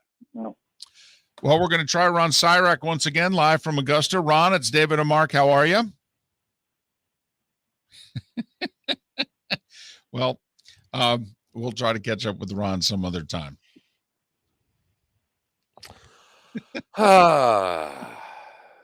Hopefully we'll get it figured out by the top of the hour when Joe Frisaro is scheduled to join us. 5 under's the lead. Sung J M, in case you missed it. Cameron Smith, who won the Players, is 4 under. A nice group at 3 under, including DJ, Scotty Scheffler, Danny Willett, Patrick Cantlay, just a handful at 2 under, and a big group at 1 under. 9-10 golfers at 1 under. I think you had 18, 19 break par overall. 19 broke par, 18 broke par, rather. T19 is even. A lot of, Hovland's at even. Sergio's at even. You mentioned Swartzel. Fino part of that group in 1 under. And I know I just heard Ron in the background. Ron, can you hear us? That sounds like a no to me. And Felipe, that'll be the last time we try Ron. You figure it out on your own. We've got to do a show. Feel free to text that show at FSN Radio to 21,000 if you haven't before. And you could always watch us, follow us, subscribe to us on the Miller and Moulton Twitch.tv channel. And we appreciate it if, in fact, you do. Opening day of baseball yesterday, yet it will be opening day of baseball for many a team today, including the Rays and the Marlins. The Rays at home against the Orioles, the Marlins in San Francisco against the Giants. David, when you play the Orioles, if you don't win 2 of 3, how much ground do you think you're losing? I mean, they're going to win series this year, but they can't win them against you, if you know what I mean. Well, you have to figure you're losing at least a game. I mean, because even it's the old adage, the worst teams in the world can win 1 out of 3. But even the best teams of all time only win 2 out of 3. It's the middle 54 that decides how you're going to do in a season. And, even the Orioles will win 54. So that's 1 out of 3. So I think every Their time over-under's not much above that, David. No, it's not. It's not. And I don't even know if they did that well last year, but I think that's what you have to assume. Listen, you have to win the series. But Mark, I will say this. We in football, we get a little cuckoo for Cocoa Puffs about losing the opener or starting 1-2 or whatever the case may be. I remember the best, my team is the Mets. The best Mets team of all time is the 86 team. They started 2-3 that year. And people were losing their minds, mind you. I mean, do not get me wrong. They were going crazy. That team was loaded for bear. They had won 90 and 98 the last 2 years, and they started 2-3. And, they won 108 games. I mean, the Dodgers last year won 106, and weren't they like 500 in early June? I mean, this is the sport where you really can just go, is everybody healthy? Yeah. Okay. We'll figure it out. But Mark, you make a good point in that you got 4 teams last year who all would have made the playoffs from that division if this year's playoff rules were in effect, because the Jays would have been the 6th seed last year. And so every game between the Rays and the Sox and the Yankees and the Jays, they're important. So whoever does the worst against the Orioles could be the odd team out. I really think so, David. I think your record against the Orioles will determine who wins that division and probably who misses the postseason. Because at some point, and I mean, even Baltimore's got to have something in the system where at some point they can be a Major League Baseball team.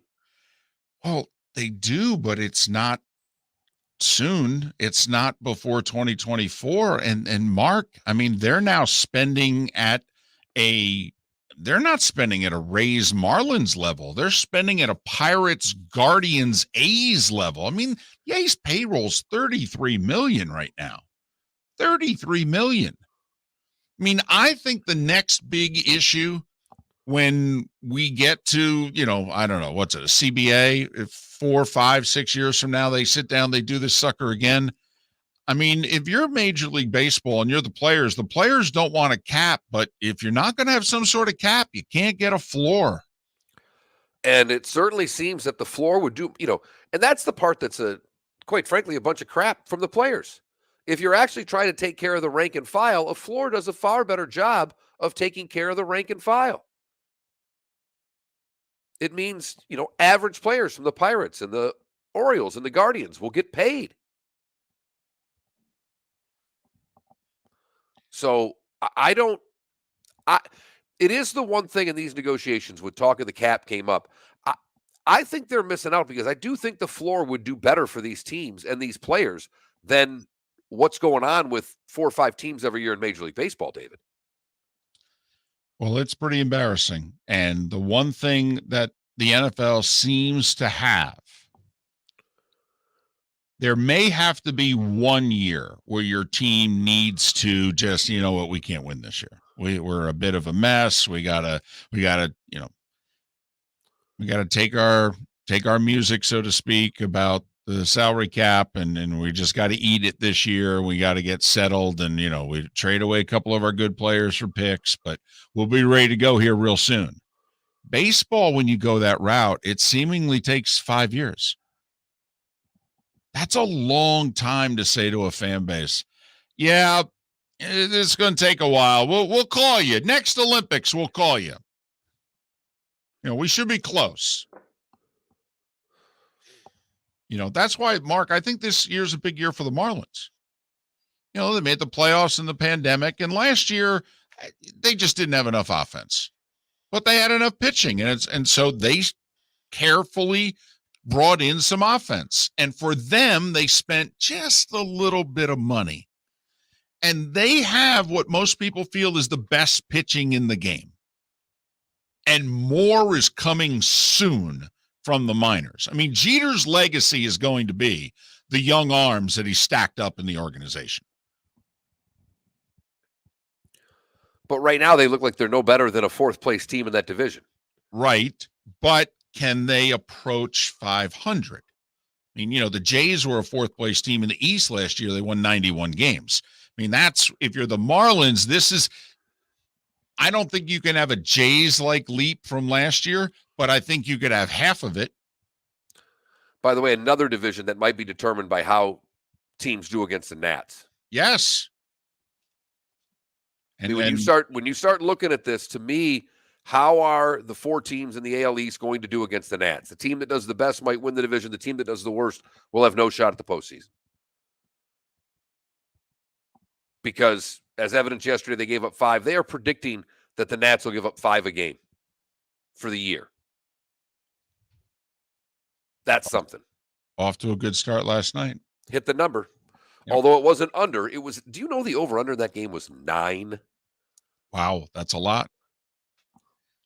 That's a lot. And most of them were 7, 8, 9. Most of the games yesterday were 7, 8, 9. That surprised me. Cubs, Brewers, 9. Cardinals, Pirates, 9. Of course, the Cardinals did all the scoring. Reds, Braves, 9.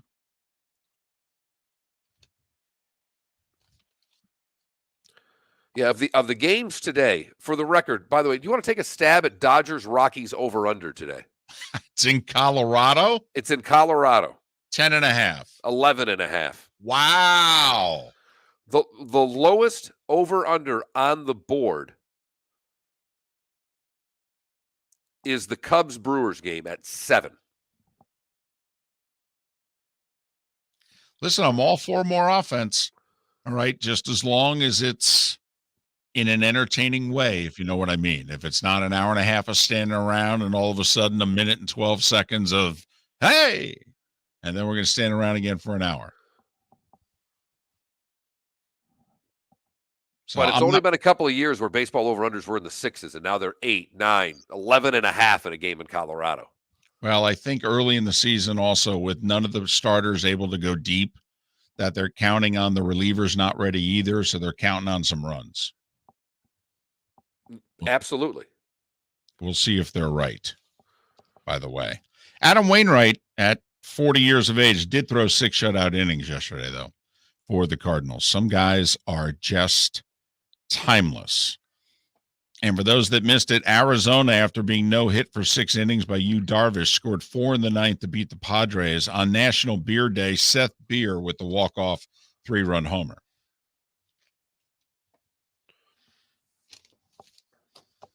Miller and Moulton. I'm told we're getting things fixed. Do you believe it? Yes, I do. I do. Good. Just by the look on Felipe's face. From where I'm sitting, folks, I have no idea, and I'm going to have to trust David, Mr. Technology, to say this is fixed. Well, I'm just reading body language. I'm channeling my inner Bill O'Reilly. All right now. So that's all. Joe Frisaro to talk a little baseball coming up after the top of the hour. Pat Kirwan scheduled to join us in about 45 minutes for all things NFL, including what looked like a really good day for Brian Flores yesterday, in which Steve Wilkes and Ray Horton put their names on Brian Flores' lawsuit, number 1, and number 2, part of the lawsuit are sham interviews for black head coaching candidates. Well, Mike Mularkey in a podcast said, oh, yeah, hell, I knew I was getting the Titans job back in 2016. I just had to wait until they got all the sham interviews out of the way. Oh, okay. Ray Horton goes, well, that's great. I was defense coordinator, and I was one of those sham interviews. And look, any coach is coming on this is good for Flores, but a former head coach coming on, I think, is even more important. That lends more credence to this case. And now it'll be interesting to see, David, do any other coaches come forward? Because I thought it was always going to take the first couple to break out, and I think there'll be more. Steve Wilkes, who was head coach of the Cardinals for a year and is a current assistant coach in Carolina, joining the suit as well. Miller and Moulton. Thanks so much for being with us, the Florida Sports Network. Grove by Orange Whip Golf, where golfers go to get better.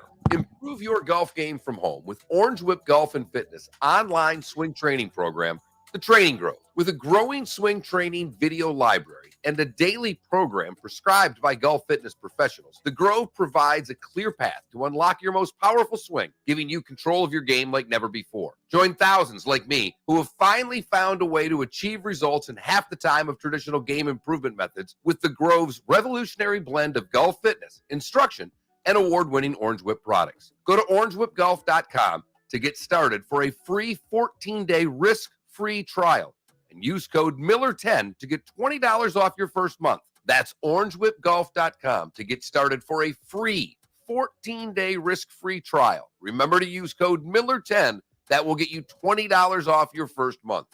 The Training Grove by Orange Whip Golf, where golfers go to get better. Bring your big mouth to John Smith Subs and indulge in their overstuffed subs with the freshest quality ingredients. Enjoy our famous steak bomb with perfectly grilled marinated sirloin steak topped with provolone cheese, grilled onions, peppers, mushrooms, crispy bacon, juicy tomatoes, and creamy mayo.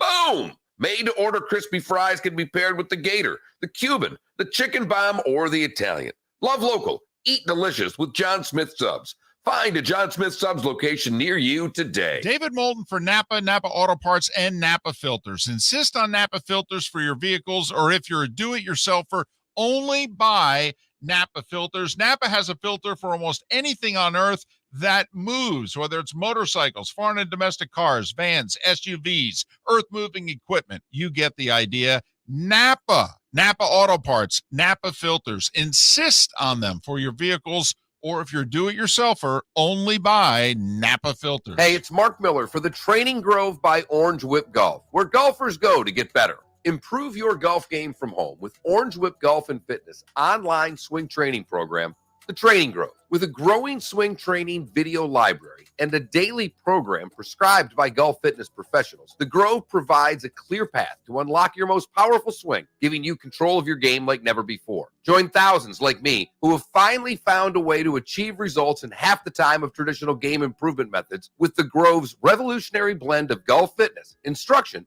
and award-winning Orange Whip products. Go to orangewhipgolf.com to get started for a free 14-day risk-free trial and use code Miller10 to get $20 off your first month. That's orangewhipgolf.com to get started for a free 14-day risk-free trial. Remember to use code Miller10. That will get you $20 off your first month.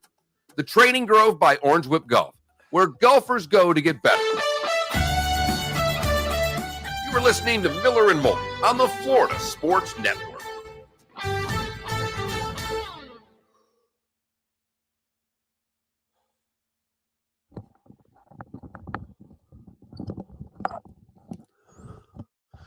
Well, go Raiders. It's not necessarily that they made him take it off, that they pulled him in a room and wiped it off his face and hazed him is what his problem was.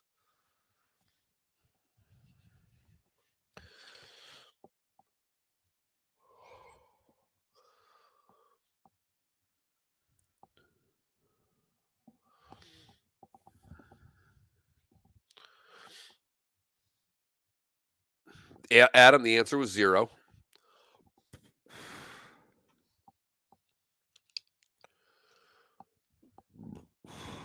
I'm sorry, what? I just said to Adam the answer was 0. Hello? Okay, so it works. Well, no, there's an echo.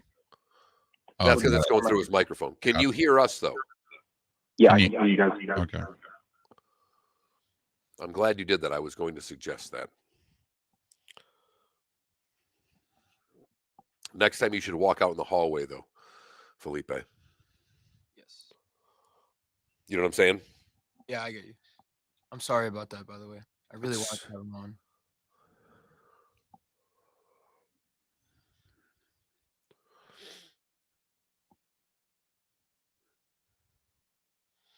Well, I mean, from this, hey, look at the world's different. Go Raiders! You can't just randomly beat the crap out of someone anymore because they're young. Did you ever do that, Mark? Nope. Or were you ever on the wrong side of that? Yep. Just get beat up because you're young? Yeah. You got picked on because you were young. That was the way things go. It was the best part, one of the best scenes ever in the show Shameless. When his kid was beating everybody up in school and taking their lunch money. And he gets called in and Macy says, "You're going to thank me. This kid's going to be the next Steve Jobs. You think he wasn't picked on his whole life?" And he goes off on him. The world needs bullies. This is important. My kid's going to be lucky if he's picking garbage off the street wearing a striped shirt. Oh, it's fantastic. That show's hilarious.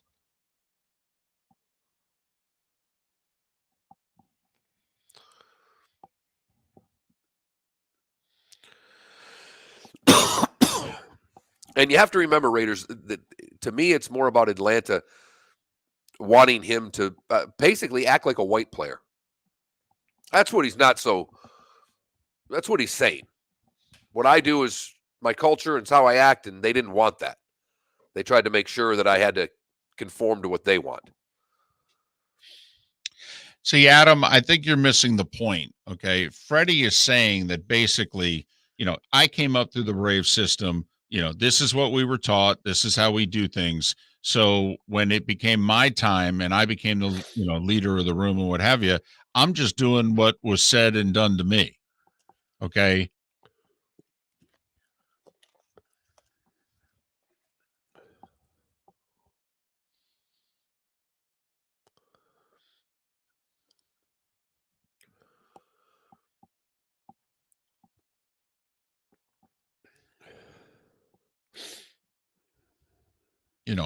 What I think Freddie's also going to bite his lip and not say is he's going to go, well, all I know is he got hurt and we won the World Series. So I'll take my Dodger money and good luck.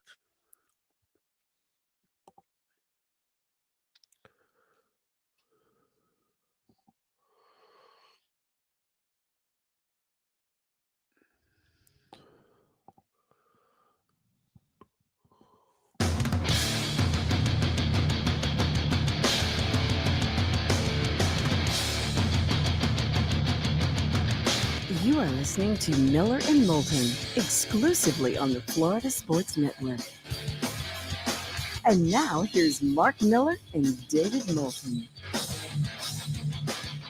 It is the final hour of Miller and Moulton. If you're listening in Port Charlotte and Venice, Tampa, St. Pete, or in Lake City and surrounding areas, we are halfway home for those of you in the 239. Miller and Moulton, the Florida Sports Network. Pat Kirwan in a little over 35 minutes to talk all things NFL. Joe Frisaro is kind enough to join us once again. He covers baseball all around the state of Florida, and that means the Rays and the Marlins and the majors. You can see and read his work at manonsecondbaseball.com, manonsecondbaseball.com. You can follow Joe on Twitter at Joe Frisaro, Frisaro. Joe, it's David and Mark once again. How are you? Hey, guys. Thanks for having me. It is our pleasure. All right, let's start with the Marlins if we can. How improved is the offense? Because if your answer is very, then they're going to be a very good team. Yeah, I would say, well, very compared to last year, but I think they're improved enough that if their starting pitching does what they think, they will be pretty good, as you note. But did it improve to the level of what the Mets and the Phillies and the Braves can potentially throw at you every night? I don't think they're there, but it's significantly better than the 29th ranked offense in runs scored, which they were in 2021. Well, they're picked to finish 4th in the division, but they also, like as you mentioned, if they get what they expect out of the starting pitching, I guess to me, isn't that an obvious? This is the best part of their ball club. If they don't get what they need out of the starting pitching, then it's going to be a very long year. Yeah, that it still comes down to that, but yes, this is a much deeper. It's the deepest lineup they've had since 17, when they had Stanton and Ozuna and Yelich and Real Muto and so forth. And it's got probably more depth in this this everyday lineup. However, the 2017 Marlins had Giancarlo hitting 59 homers and being the NL MVP, and Ozuna getting like 120 RBIs. None of the guys they have in this lineup are as good as their best players in 17, but it's a lineup that can do damage. Let's put it that way. Yeah, that Ozuna, Stanton, Yelich trio, turned out to be pretty good upon further review. That is for sure. Yeah, and even D. Strange Gordon had like 100 runs scored that year, 60 stolen bases, hit over 300. So that team had the speed, and they went with D hitting 1 and Stanton 2, so you had the speed power immediately. That lineup could do more, but that lineup couldn't pitch and had zero depth. Well, and we'll get to the Rays in a moment. Joe, I want to ask a final question. It's been enough time now to digest and maybe find out some things that we didn't know about Derek Jeter's, leaving of the organization or being asked to leave. What do we now know, and where are they going forward, particularly from hey, how much money, put it this way, can the Marlins payroll equal where the Rays payroll is right now, which is in the mid-80s? Well, the answer to that is yes. I mean, they spent on 3 players alone, the extension of Sandy Alcantara, Avisal Garcia, and Jorge Soler, $145 million there. And plus, they, internally, the arbitration process and signing guys a little bit more now. But yeah, they definitely can. They need to be probably closer to 100 million. I think they would if they had the right target in mind. To me, Nick Castellanos was worth the sign. 5 years, 100. They went instead 3 years, 36 with Soler. You could make the argument Castellanos at 20 a year, AAV of 20 million a year was worth it, considering he doesn't play center field. So I think if he had been a center fielder, corner outfielder, I think they would have gone there, but they didn't. But I still would like to see them get a more impactful, face of the franchise type free agent. What will be the legacy of Derek Jeter with the Marlins? I think it will be, if this group, the core that he left behind, succeeds, I think it'll be more of positive of building the farm system. If this team falls apart, it would not be looked at as a success by any stretch. And, the circumstances of him leaving, and, I'll just say this, he doesn't seem to be missed. It's kind of hard for it to be a rosy legacy right now for Derek. All right, let's switch to the Rays. A disagreement here on the show. I still believe they're the team to beat in the division. Mark believes that the Jays have passed everybody. They had the late trade right before the season started, getting rid of a 27-homer, 106 RBI guy. They do things differently, as we know, but they're almost always right. All right, when you look at the Rays, what do you see? I probably have to agree that the Blue Jays have probably become the team to beat in the East. That doesn't mean the Rays won't swing their magic, but as losing Meadows and that production, Joey Wendell's down here now as well. I think that the Rays have better starting pitching on the way, and I think their rotation, they've relied so heavily on bullpenning. I think their rotation is about to get much stronger with the maturation of Boz and guys like that. I think McClanahan will only get better. So I think that's good. Josh Lowe is a pretty nice replacement. If you're going to lose an Austin Meadows, when are they going to move Kiermaier? You wonder. I know the salary, they're going to have to eat salary. I don't know if they really like to do that. But they're they're the Rays. I mean, they are loaded with talent. They got the best farm system. They do more with less than anybody in baseball. They create a team bond. And like you say, you're always right. I was just reading, about Blake Snell. Remember there was hysteria. How do you not, keep Blake Snell and the national media and everyone wanting to crush him? And, they're better without Blake Snell. It's like it doesn't seem like that should work, but it does for them. I think Wander Franco with the full year, and now, he's still so young. Who knows what he'll be if he's an MVP caliber player. I agree with this. What the Rays have built, that usually does better than bringing in pieces from the outside. Now, that doesn't mean that the Blue Jays with Bichette and Guerrero, they have so many internal guys that they can build around that have kind of become their core. But you never really know when you bring outsiders in how it's going to work. I just did a podcast with Logan Morrison, and we talked about the 2012 Marlins when they brought in Jose Reyes and Mark Burley, and they moved Hanley Ramirez from short to third, and they thought it was all going to be magical, and Heath Bell was going to be a closer, and it was a complete disaster.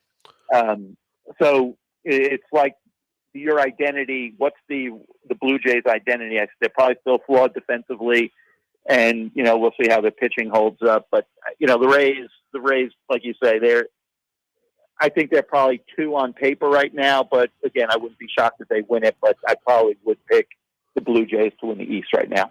You kind of alluded to it, but you think Franco has the ability to be an MVP candidate this year? That would be a pretty big leap. It would be, and if that's the case, then I might want to change my pick on who Tampa. He's that caliber player. Whether he takes it to that level, we'll find out. If he does, I certainly look forward to following that. If he's an MVP caliber guy, but I wouldn't be shocked if he could go that Chris Bryant, Rookie of the Year, even though he wasn't. He was in the final 3. Rookie of the Year, then MVP his second year. I could see Franco, being in that conversation. Do you think the Marlins and Rays, from a business standpoint, are going to make it? If you know what I mean, which would mean A, people have to start showing up for Marlins games, and then B, it means that probably a new stadium needs to be had at some point this decade in Tampa St. Pete. I'm just curious as to which business situation you're more bullish on. Well, the Marlins have the stadium, and that's everything. The Rays do not, and that's scary, especially in these economic times and the culture of not really wanting to have public dollars. I know it's public, private, it always gets debated.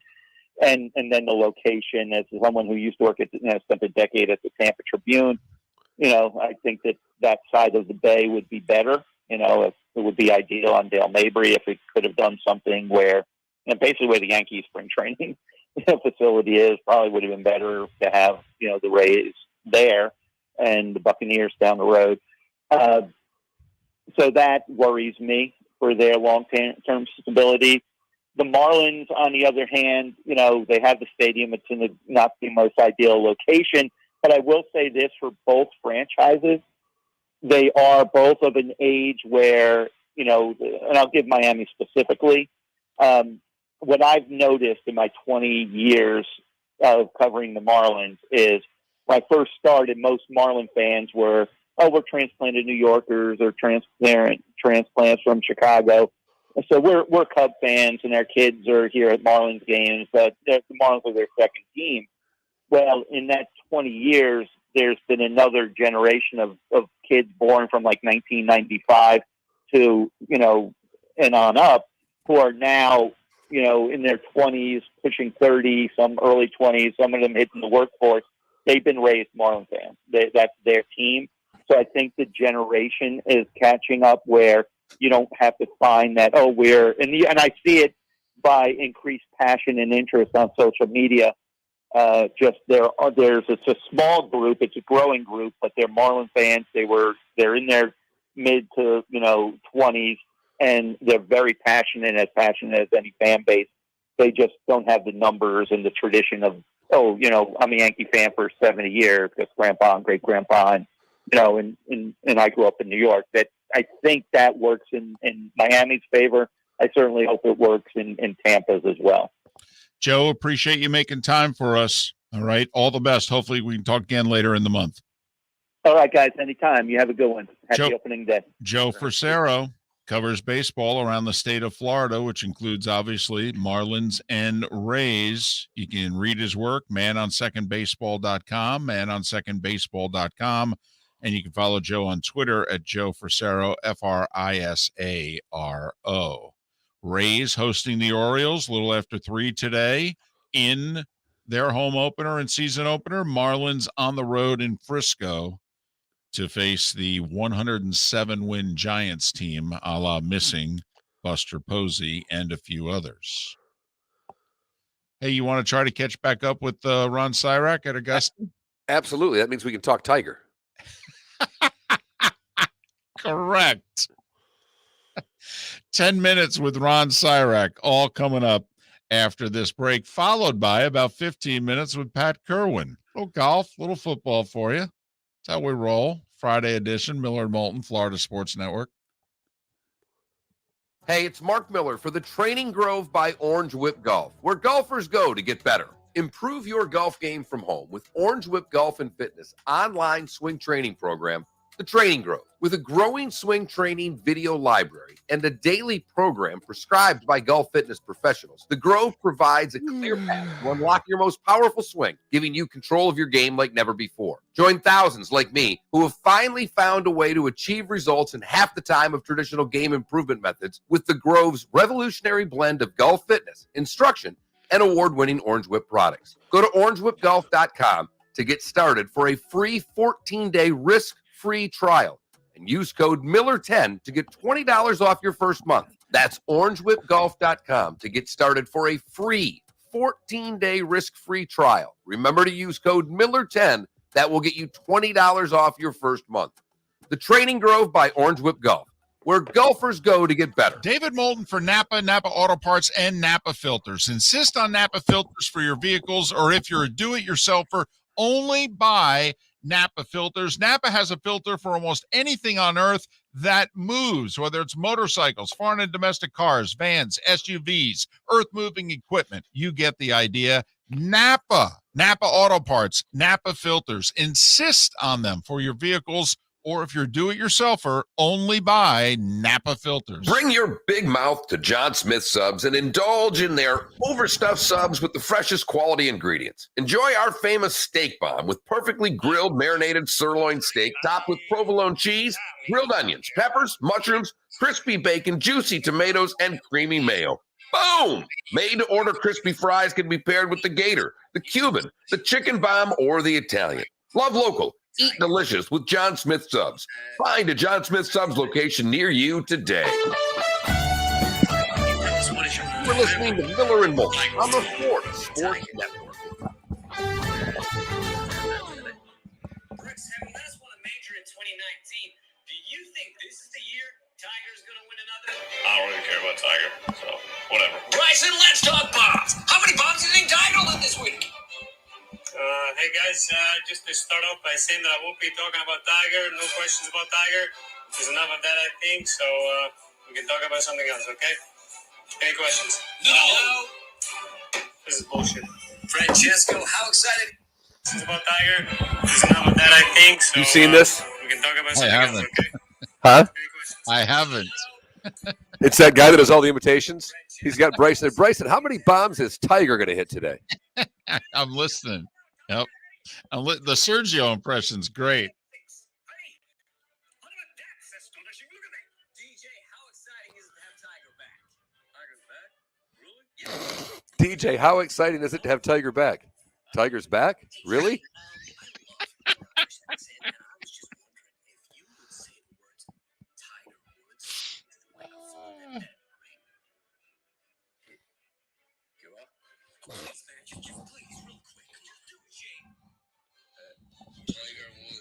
Shane Lowry, I really like your Irish accents. Could you say Tiger Woods into the microphone? Mr. Wood! What about Tiger? Look at Ah. Tiger Woods! Tiger! Wake Oh, up, that's Tiger! fantastic.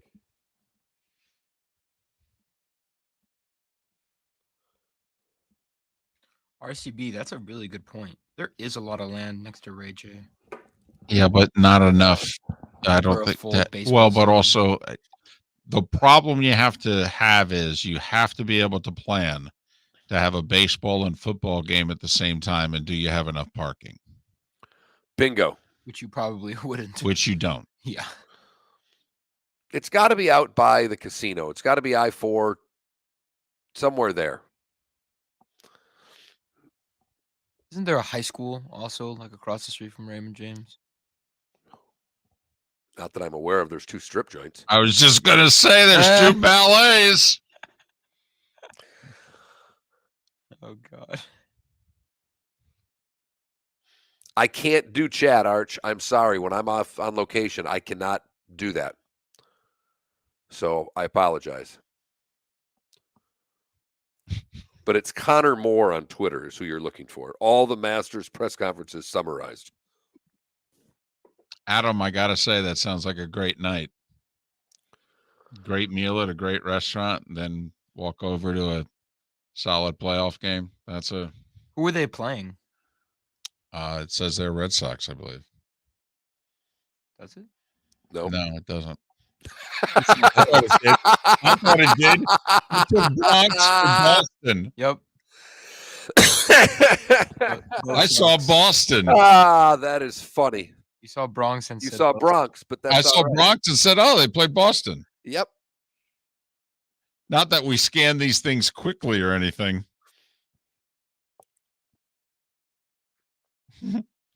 Boy, you are right about this thing as far as not being able to hear yourself. Yeah, it's weird. And it wasn't that bad to start, but it became that bad quickly. But, I can turn this up all the way, and all it does is make you loud. Correct. More so than yeah. Adam, did you? I've been pulling one off more so I can hear myself. You know what I mean? Yep. It's kind of a one headset thing. Ooh, Adam, did you watch some Joe Mauer? Oh, well, they played the Twins and they must have won, unless Santana was pitching. So he's the only guy who could beat the Yankees.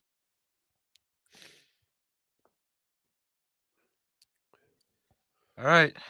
Let's try Ron again. Well, and we only have 10 minutes, so. Yeah, get him on right now. We got to come right out of the gate with him.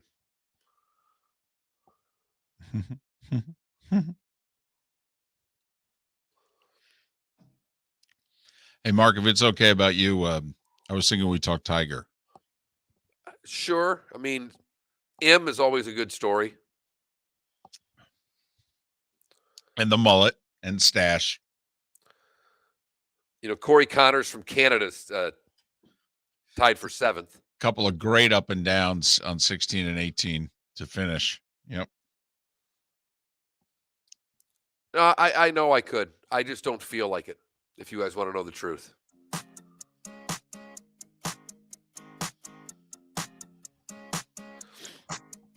You're listening to Miller and Moulton, exclusively on the Florida Sports Network. He's one of the good guys in the golf media, and he's showing his true colors today by agreeing to reschedule after our technical difficulties last hour. He's Ron Sirak. You'll see and read him in many places this week and weekend, including the Golf Channel. Follow Ron on Twitter at Ron Sirak, Sirak. Ron, it's David and Mark once again. How is Augusta treating you? I thought you guys were sick of me and that I got canceled there. So. Never. Well, hey, look, we got the good news and the bad news for Tiger Woods is the good news is he has a 1:41 tee time, so he's got more time to rest. It's good to go early, late on the tee times. You get that extra rest. The bad news is by the time he gets out in the golf course, the wind's going to be blowing over 20 miles an hour. So today's going to be a real grind out there. Just Ron, from a surprise standpoint, where would you gauge your surprise on the old 1 to 10 scale of what Tiger did yesterday?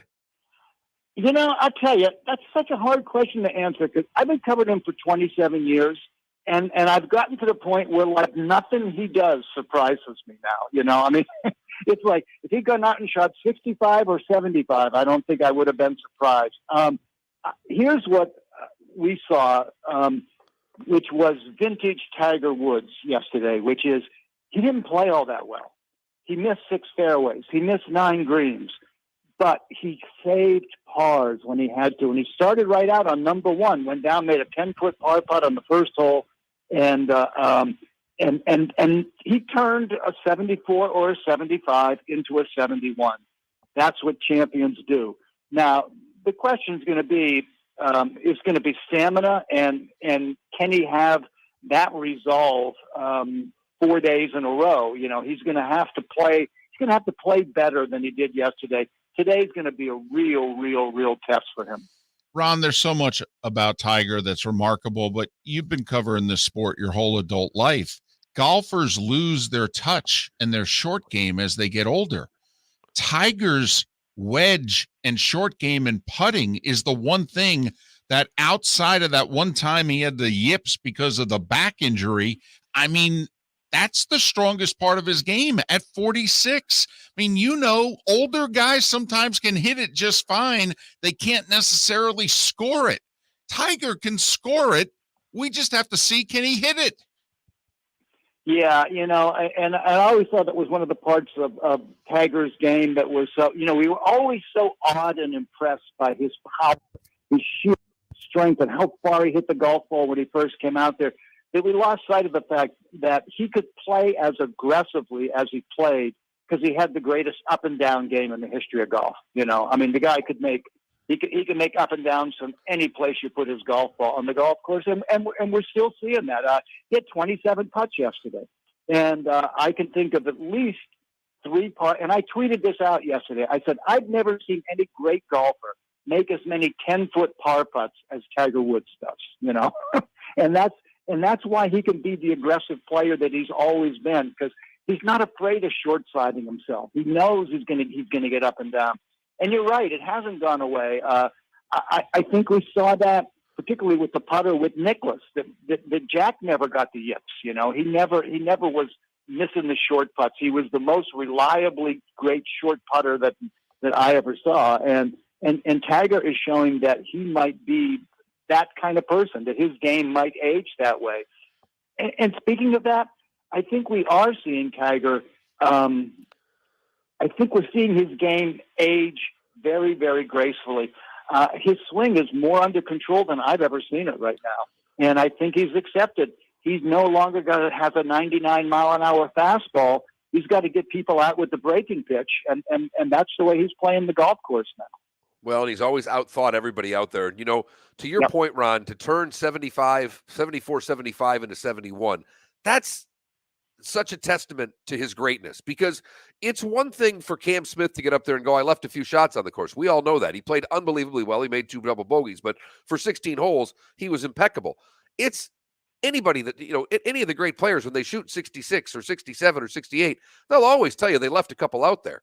But turning 75 into 71 is a hell of a lot harder on tour. And to me, it bodes well, because if he hits the ball better today, he can score. You know, and I'm going to say something that the wrong way, because it's not meant to be a put down or to diminish anybody else on the pro tour or who's ever played the pro tour. But I've never seen anybody who wants it as much as Tiger Woods does.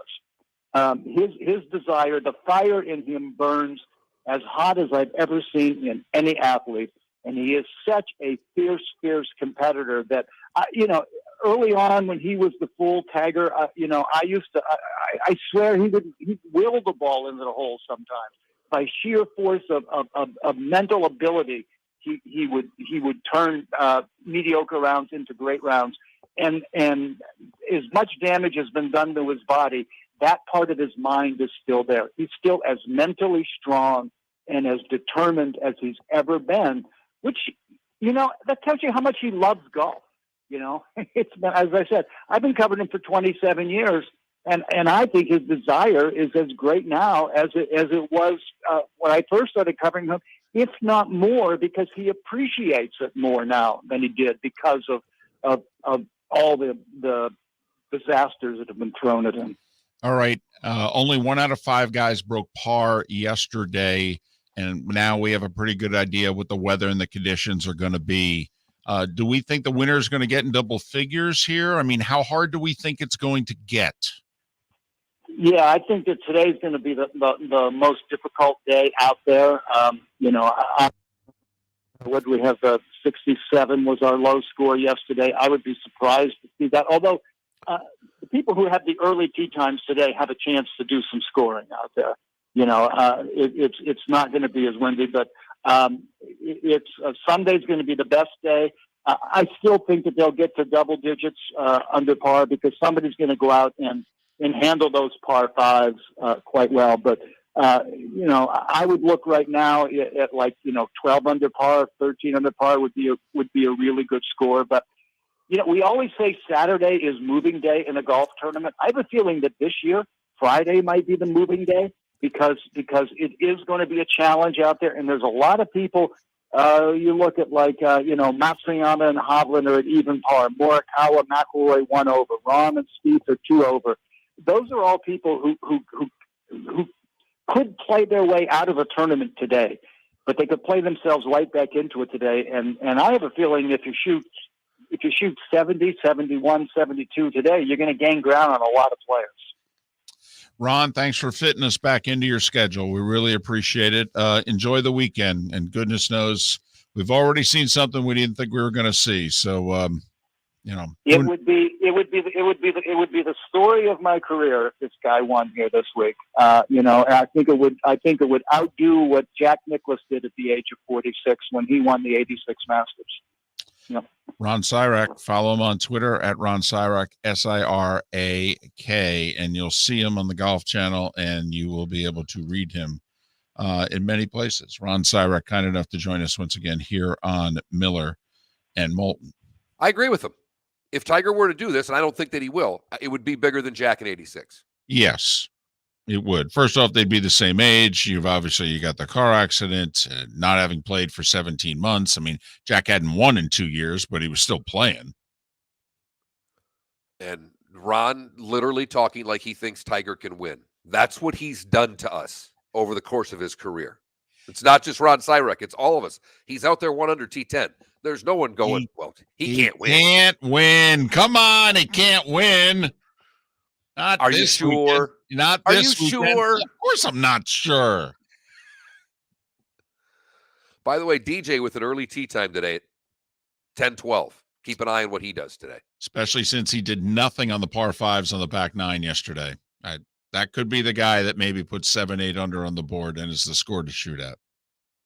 Miller and Moulton. Pat Kirwan to talk many things NFL coming up next. Thanks so much for being with us. Hope your week's gone well. Thanks for ending it with Miller and Moulton on the Florida Sports Network.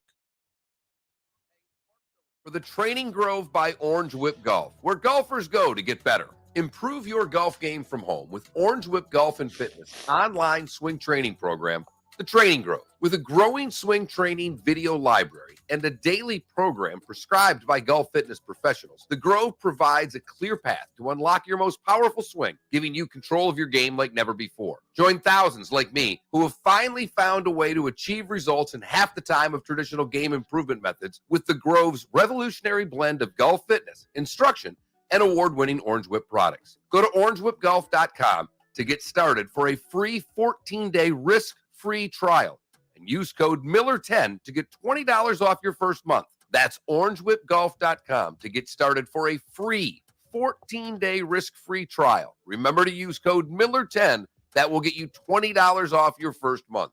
The Training Grove by Orange Whip Golf, where golfers go to get better. David Moulton for Napa Auto Parts, and Napa Filters. Insist on Napa Filters for your vehicles, or if you're a do-it-yourselfer, only buy Napa Filters. Napa has a filter for almost anything on earth that moves, whether it's motorcycles, foreign and domestic cars, vans, SUVs, earth-moving equipment. You get the idea. Napa Auto Parts, Napa Filters. Insist on them for your vehicles, or if you're do-it-yourselfer, only buy Napa Filters. Bring your big mouth to John Smith Subs and indulge in their overstuffed subs with the freshest quality ingredients. Enjoy our famous steak bomb with perfectly grilled marinated sirloin steak topped with provolone cheese, grilled onions, peppers, mushrooms, crispy bacon, juicy tomatoes, and creamy mayo. Boom! Made-to-order crispy fries can be paired with the Gator, the Cuban, the Chicken Bomb, or the Italian. Love local. Eat delicious with John Smith Subs.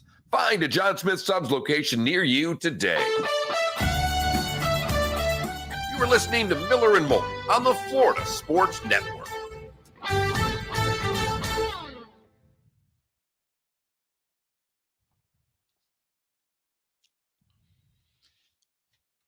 Mark, I'm just watching some of the Masters stuff that they're showing from yesterday. Koepka on 8 yesterday. He actually, the 2 bunkers on the right, his ball landed in between them. So he's got, I think it was 270 uphill, and he takes out 3-wood, and he destroys it. And as the ball's in midair, he starts yelling, sit. 270 uphill with a 3-wood, and he yells, sit.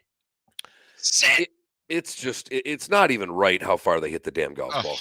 Golly.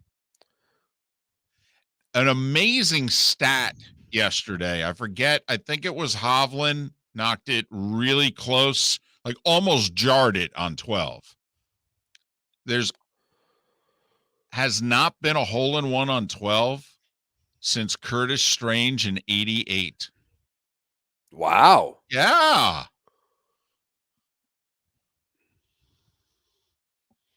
So when Votto was mic'd up yesterday, he couldn't hear the booth, could he? I don't believe so. Because they've done that before. Right, but it's during an all-star game. It's during but he just started I think he just started talking to the booth as if, hey, I'm aware that I'm mic'd up right now. now. Well, because what I think they did was there's a field producer who I'm sure told him before the inning, hey, we're gonna go to you a lot.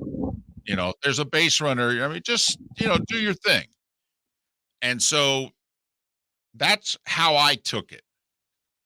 I have to admit, I kind of had like one eye and one ear on it, but mic up a fielder, third inning, fourth inning. I understand, but it's the regular season. This is not spring training. It's not an all-star game.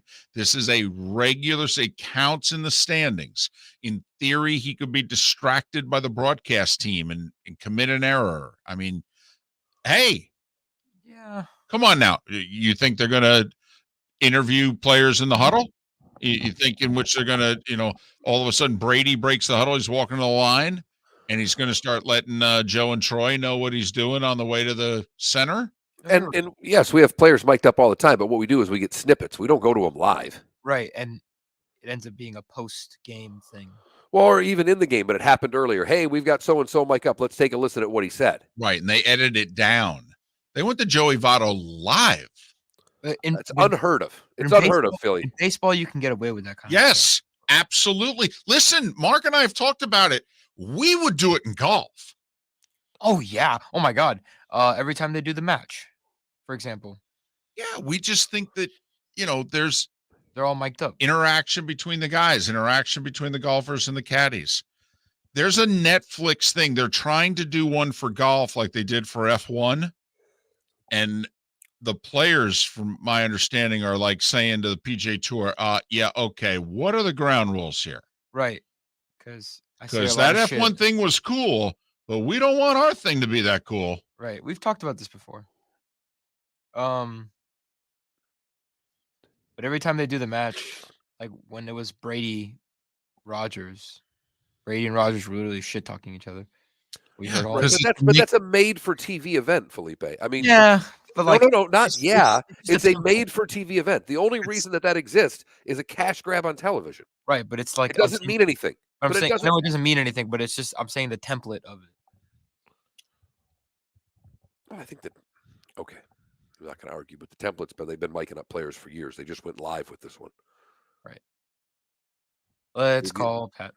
The NFL's been miking up players for 20 years.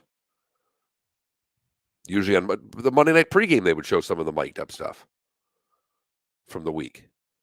Oh, what's his name? The defensive Eric something from the Eagles. That he was crazy. He'd scream a lot.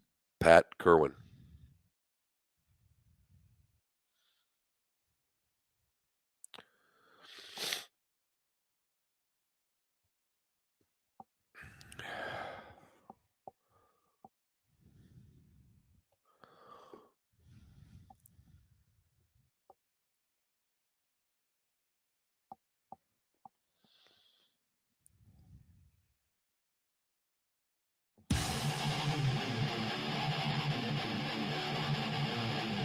You're listening to Miller and Moulton, exclusively on the Florida Sports Network. 22 minutes before the hour is up. Miller and Moulton here on the Florida Sports Network. Pat Kirwan, kind enough to join us. Pat, everyone's on the road today except me. Mark is across the state in Palm Beach, and you're at one of your grandson's hockey tournaments in Minneapolis. How's the weather treating you? Well, I can't wait to leave. It's brutal here. It snowed last night. I mean, anyone who's in earshot of this conversation should count their blessings. That's all I can tell you. They can play this hockey tournament outside. Is that all you need to know? Ouch. In the parking lot at the mall, in perfect conditions. The spring classic, Mark, is what he's alluding to. Hey, and you know the crazy part, David, is like I think tomorrow is opening day in Minnesota for baseball. Well, yeah, it was supposed to be yesterday. They had to cancel because of weather. So who knows if they'll get it in tomorrow or not. All right, Pat. Well, it happened. We thought it was coming. We had heard for a few weeks that there were going to be coaches that joined the Flores lawsuit. We now have 2 that have done it with some pretty damning evidence. But how long do you see this playing out, Pat? Is this going to be something that hangs over the NFL the entire season? It might. The NFL will do the ugly thing if they have to and tell an owner you can't be the owner anymore if it comes to that. But they're going to have more than people saying they think this or they heard this or someone said this. They're going to have, at least the attorneys I talked to say, unless there's documentation of offers, they're probably going to get out from under it, honestly. And let me say this. I think it's a shame if guys have what we call fake interviews because they already know who they're hiring. But that goes on in every walk of life there is.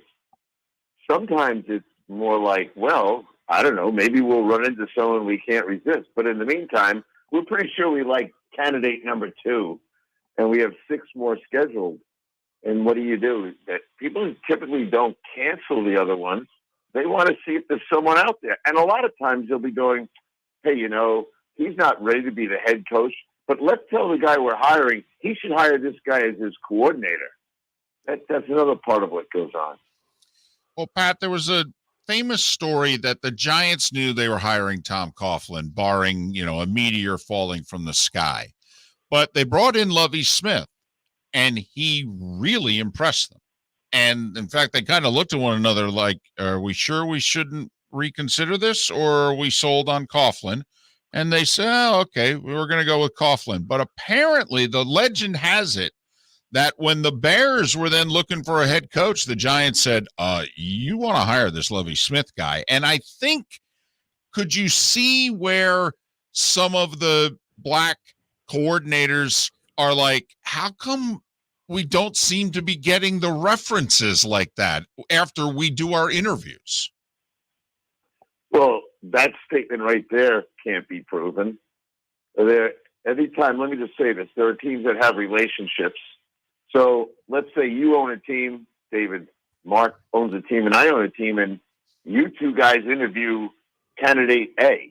And I haven't gotten to him yet. And I call you, hey, how'd it go with him? He goes, probably not hiring him, but he's really impressive. We just don't think he's ready, or we don't think he's right for this job. People are all talking now like that's illegal. People are talking like, hey, I really like candidate 1. So it's illegal to like him and think he's going to be the guy I hire. It happens in every business. We all know that. So I don't understand really where the illegality is in that. And so it's a tough subject. Now, let's use your guy, Lovie Smith. He's now a head coach of a team that a lot of people are accusing them of doing something wrong. Did they? I think the subject is really a tough one if you really think about how the world works and how people have been hiring people forever in every walk of life. So I've known a number of times when I took a big-time interview with an NFL team and I knew I wasn't getting the job. But you know why I took the interview? Because I was going to try to wiggle my way into that organization, get another job. And I was okay with going, hey, they're really hiring your buddy over here. That's fine. I'm still going for the interview. I'm going to figure out what they can see in me. So I tell every minority guy, and I'm friends with a lot of minority candidates, take the interview. You have no idea of the ripple effect of taking that interview. Yeah, but I'm not getting this job. He said, get over that. And then I tell him a couple of my own examples. Just get over it and go in there and knock them dead, to your point about Lovey and the Giants. So when I hear people say, well, that doesn't happen to you. Yeah, it happens all the time. People are looking for the best candidate. They might have interviewed 3 bad candidates prior to that conversation with the Giants or someone else. But people in this league pick up the phone, 10 times a day and try to get every piece of information they can on every candidate. So I think people are a bit naive as to how things really work. Pat, let's switch to on the field. Deebo Samuel's taking his name off all the social media in San Francisco. Do they have to pay him in your estimation? David and I don't see them as the same team without them. Do you? Yeah, I know. This is Deebo. Okay, he's not the first guy to. What did he call Tyler Murray for some suggestions on negotiations? Enough. Grow up, Deebo. And I like Deebo. But hey, Deebo, until they move Garoppolo, we don't even have the money to do a deal with you. You want a little promissory note? I can write it on a piece of paper for you. When we finally get rid of Garoppolo, we'll deal with you. I've talked to 100 agents going, look at our cap. Can I do a deal with your client right now? Well, no. Would you like me to figure out a way? I'm trying to get Garoppolo healthy enough to trade him or whatever I'm going to do. So, Deebo, taking your social media down is about as childish as it gets. So you'll get a deal. Everyone in that team knows how good you are. They know that you're not going anywhere without you. But if you want to act like a baby, maybe we'll wait 6 more months before we get a deal done. I find some of those things, I would never say it to the player. I'd call his agent and go, tell your client to grow up. Deebo Samuel's 26 this season, and he'll be making a little under $5 million total between a signing bonus prorated to about $900,000 and a salary that is a shade under $4 million. He's an unrestricted free agent next year. Although, right, Pat, wouldn't he be a candidate to be franchise tagged, which he would get a monstrous raise if that happened. But, I mean, if you're the Niners, you can look at this and go, well, hell, we basically own your rights for the next 3 years if we want. And that was told to the agent, I guarantee you. Hey, look, don't offend our owner with your childish behavior. We own you for 3 years. We are going to go do a deal with you. But we can't do one today. Look at our cap space. Now, what he really should do, instead of taking down his social media, although I could care less about that, is call Tyrod Matthew, who now says, no, I would have taken the Justin Reed deal. This business works 2 ways. And it's amazing how fast guys can get humbled into, well, no one wants me. Deebo will get his deal. He just wants it today. I mean, is that any different than an 8-year-old that wants a candy bar now? Come on. This is not how you, and believe me, here's what they don't get. Owners can get mad really fast. They're going to say things to themselves and their family. Oh, first off, we drafted the kid. Secondly, we've treated him well. And third, we've opened up the door to all kinds of opportunities for him as a runner and everything else. And they get offended when they think you're disrespecting them. All you say to the agent is, we don't have the cap space right now. You can see that. You also know what we're probably trying to do here to create cap space. Tell your client in time, we'll get to him. No, he wants it now. Stomp your foot. No. I like Deebo. I've talked to him many, many times. But this kind of behavior, and sometimes it's driven by the wife, the mother, the father. And sometimes it's just they're immature. Well, I'll tell you what, when we get Pat in cold weather, there is an edge to Pat Kirwan when the temperatures get below 32 degrees. Well, I've done a lot of contracts. I've talked to a lot of agents, and I said to them, hey, you're offending our owner right now. And if you finally offend him, I can't help you. Just remember that. Hey, just because you got a lot of money doesn't mean you're not human. All right. I understand Sorry it. about that, fellas. It is cold, though. By the way, quickly with Tyron, who's left to sign? I know he's, Saints, and he played at LSU, but man, I mean, how in the world are they going to come up with this money? And then now the Eagles, I understand that they need a safety and they've got cap room. I mean, and I think they're a little better than most people think they are.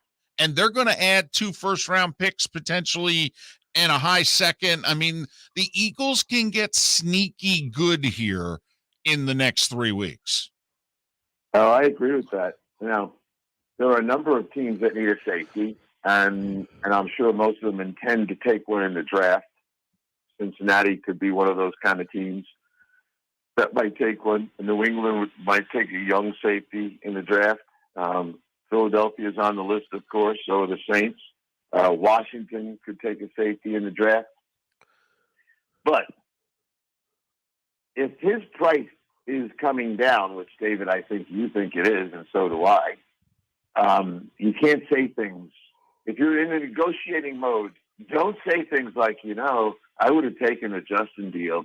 Now that I think about it, I probably would have. Would you have taken it in December when I was trying to extend you? No, you weren't going to. So we parted ways in March. Now you're just basically telling the rest of the league, I'm making a discount here. And I don't blame Tyron for this. It's a lot of guys hate free agency. They think they're going to like it until they're in the real world and they find out your street value is not what you thought it was or what your agent told you it is. And I talk to a lot of guys that are getting ready for free agency. I always think, well, are you excited? Almost all of them say yes. And when I call them back right about now, and my list of guys that are still available is ridiculous. You could actually win games, minus the quarterback position, with the guys that are still free. It is unbelievable how many good players, not just bad players and average guys, good players are still out there.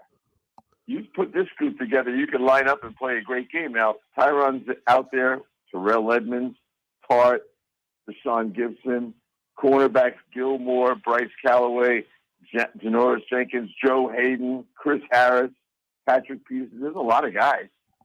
So they're all starting to feel the pressure of free agency. And fellas, how many times have we talked about one-year deals? A lot of these guys, who just took Kareem Jackson? This is the second one-year deal in a row, or third one-year deal in a row he took. So the anxiety of free agency is starting to hit him right between the eyes. It's not to punish him.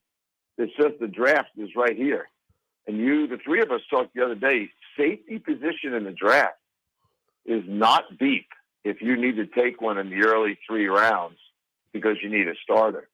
So Tyron, if he hangs in there, might want to wait now for a major injury because he'd get paid then. Well, from a free agent standpoint, Pat, with the number of guys that are out there won't be much action, will there, between now and the draft? I mean, now it's basically you're going to wait until the draft is over, or do we still see a lot of action in the next 3 weeks? You can see action, I will say, and I don't think it's cruel and unusual punishment, but I recall vividly sitting down with a player saying, this is the deal we can give you. If you take it, we'll take you now, and we'll skip this position in the draft. But if you don't take it now, we're going to draft someone at your spot, and we will not be a candidate for your services on Saturday of the draft. So, coaches want their roster set with the best players possible. You can look at Tyrann Mathieu and say, if I ranked him on the draft board, the top safety right now runs 4.7 and really is not a candidate to play in the deep middle. Tyrann Mathieu can play linebacker, safety, He's played everything. If you go watch Kansas City tape, that guy's all over the place. So if I rank Tyron in the draft, he might be number one. He might be number two. But he'd be high up there, and he'd be an upgrade for a lot of teams that feel like the safety pool is not very good in the draft. So if I'm him, I might wait this one out, but I don't think he's going to, because his personality is telling us something different. He does not like what's going on. Pat, thanks so much for your time. Enjoy your grandson's hockey tournament, and we will talk next week. Miller and Moulton. Thanks so much for listening. Florida Sports Network. Napa Auto Parts and Napa Filters. Insist on Napa Filters for your vehicles, or if you're a do-it-yourselfer, only buy Napa Filters. Napa has a filter for almost anything on earth that moves, whether it's motorcycles, foreign and domestic cars, vans, SUVs, earth-moving equipment. You get the idea. Napa Auto Parts, Napa Filters. Insist on them for your vehicles, or if you're do-it-yourselfer, only buy Napa Filters. Hey, it's Mark Miller for the Training Grove by Orange Whip Golf, where golfers go to get better. Improve your golf game from home with Orange Whip Golf and Fitness online swing training program, The Training Grove. With a growing swing training video library and a daily program prescribed by golf fitness professionals, The Grove provides a clear path to unlock your most powerful swing, giving you control of your game like never before. Join thousands like me who have finally found a way to achieve results in half the time of traditional game improvement methods with The Grove's revolutionary blend of golf fitness, instruction, and award-winning Orange Whip products. Go to orangewhipgolf.com to get started for a free 14-day risk-free trial and use code Miller10 to get $20 off your first month. That's orangewhipgolf.com to get started for a free 14-day risk-free trial. Remember to use code Miller10. That will get you $20 off your first month. The Training Grove by Orange Whip Golf, where golfers go to get better. Bring your big mouth to John Smith Subs and indulge in their overstuffed subs with the freshest quality ingredients. Enjoy our famous steak bomb with perfectly grilled marinated sirloin steak topped with provolone cheese, grilled onions, peppers, mushrooms, crispy bacon, juicy tomatoes, and creamy mayo. Boom! Made-to-order crispy fries can be paired with the Gator, the Cuban, the Chicken Bomb, or the Italian. Love local. Eat delicious with John Smith Subs. Find a John Smith Subs location near you today. Hey, it's Mark Miller for the Training Grove by Orange Whip Golf, where golfers go to get better. Improve your golf game from home with Orange Whip Golf and Fitness online swing training program, The Training Grove. With a growing swing training video library and a daily program prescribed by golf fitness professionals, The Grove provides a clear path to unlock your most powerful swing, giving you control of your game like never before. Join thousands like me who have finally found a way to achieve results in half the time of traditional game improvement methods with The Grove's revolutionary blend of golf fitness, instruction, and award-winning Orange Whip products. Go to orangewhipgolf.com to get started for a free 14-day risk-free trial and use code Miller10 to get $20 off your first month. That's orangewhipgolf.com to get started for a free 14-day risk-free trial. Remember to use code Miller10. That will get you $20 off your first month. The Training Grove by Orange Whip Golf, where golfers go to get better. You are listening to Miller and Moulton on the Florida Sports Network.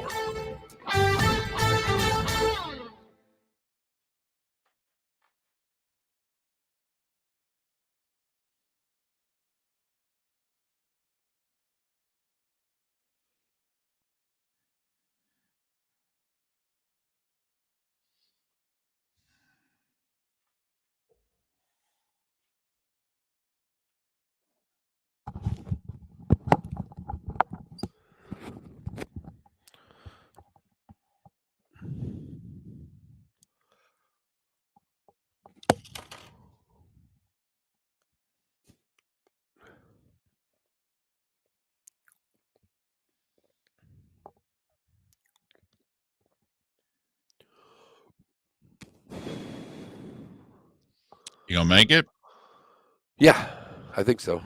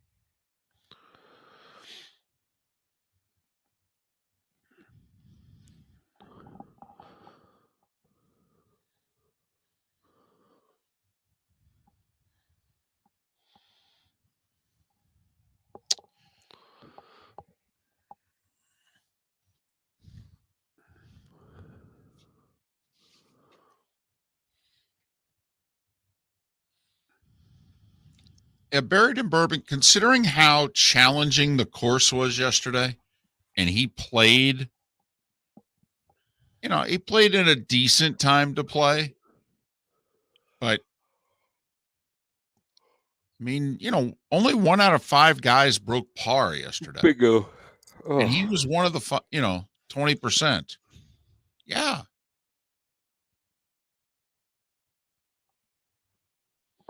Now, he broke par, though, because not really how he hit the ball. He broke par because he knows how to play that course. And he can chip and putt. 30 seconds. But, yeah, it was. How incredible that this dude, Beer, on National Beer Day, hit a walk-off. That's amazing. Would have been impressive if somebody Burrito had done it. Right.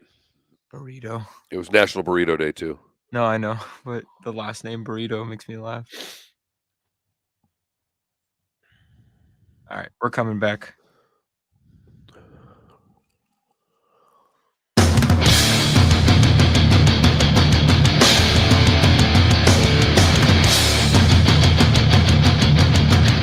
You are listening to Miller and Moulton, exclusively on the Florida Sports Network.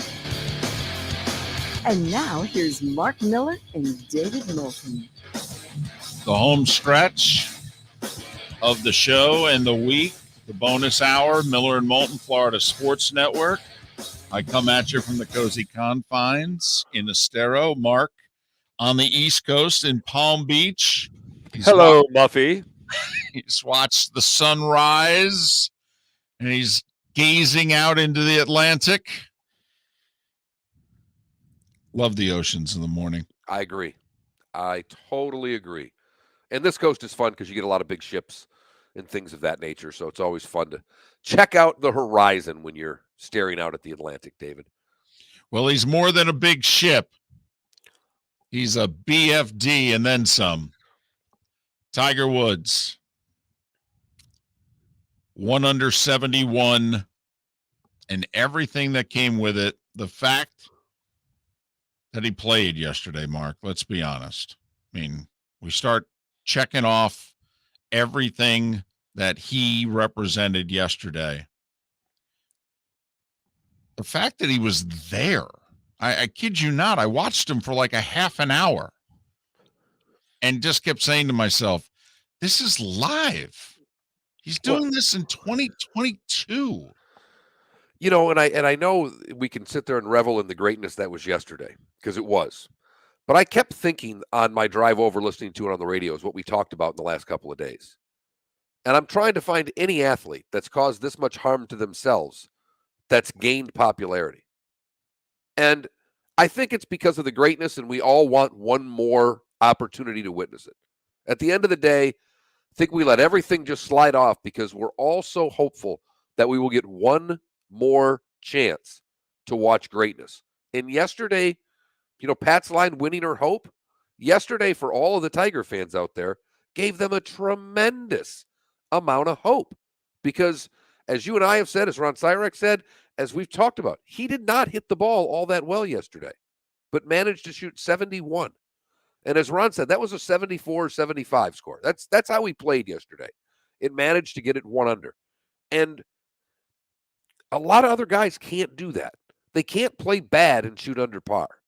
It's really easy when you got it going, David. You may leave a few out there, but when it's not going, to get it to 1 under, incredibly impressive. I mean, if Tiger had hit the ball like Rory did yesterday, he'd be tied for the lead. Seriously. I mean, Rory hit the ball great yesterday. And he shot 1 over. Right. But it is fascinating. We could do days just asking people, why is it that your love affair, your admiration, your investment into Tiger Woods continues to grow when he's the one largely screwing up? And we are seemingly not this forgiving with virtually anyone else in our lives. I mean, there are no grudges being held even. We may back a family member emotionally. Okay, but then when they leave the room, turn around and go, I do that all the time. This is quite something that we're witnessing here, and I wonder what it is that it says about us. We love greatness. That's what it says.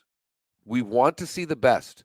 We want the opportunity, and I think everybody just wants one more out of him.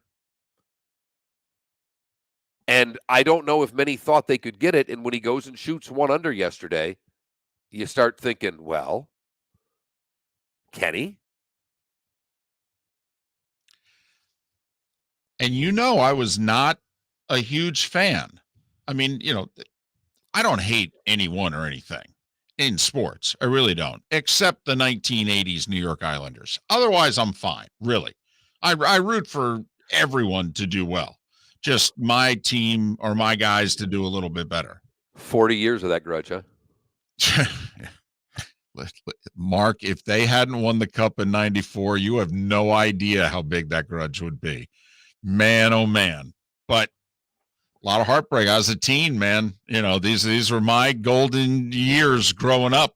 No, you're right. That you say that. I think you're on to something, David, because I don't like the Maple Leafs. And when the Wings were starting to get good, it was the Leafs every year that took them out of the playoffs.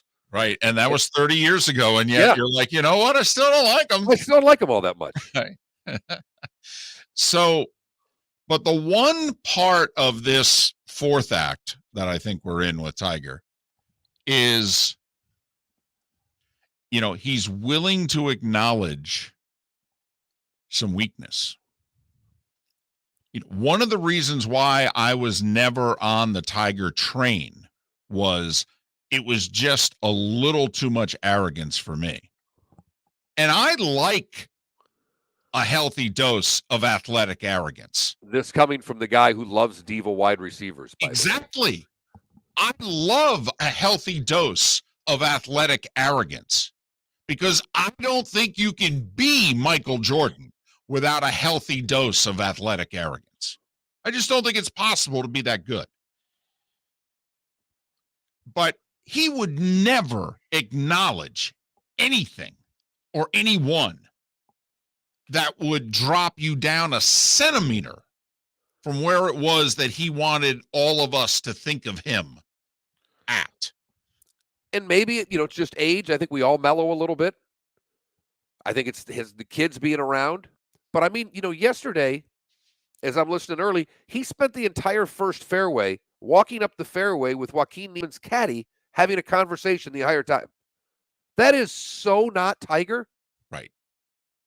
I think that's the other part of this, is we've watched him fundamentally change how he appears to us. And we've all thought everything that was done so calculated.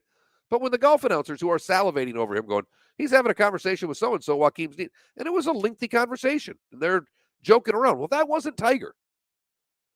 Tiger was talking to the gallery, to the patrons during the round, like acknowledging the patrons. That's not Tiger. We did get that one right. We said he would get 18 standing ovations yesterday. He'll get 18 more today. Yeah, he will. And then 18 on Saturday and 18 on Sunday. Well, and get ready for what it's going to be like at St. Andrews.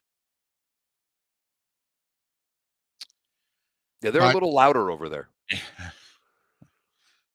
And I will say they allow you to get a little closer over there. But, he's acknowledging even his athletic mortality now.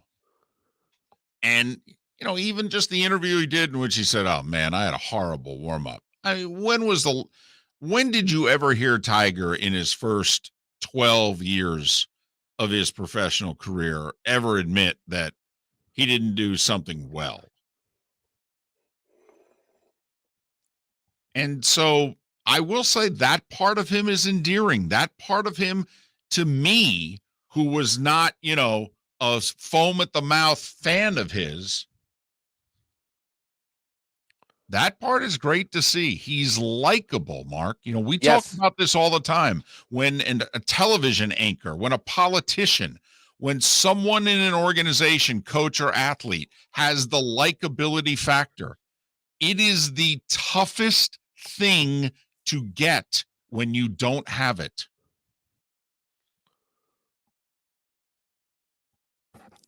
And Tiger was likable because he was worshipped. Because of his greatness. He wasn't liked as much because of Tiger. And this, by the way, did you say it's Act 4? Yeah. Great question. Great question in the Twitch chat room. Who will have more acts, Tiger or Miller and Moulton? I say Tiger because this is our last one. And I think we're both in agreement on that. I'm not. No way. Never say never, David. Wow. This is news to me.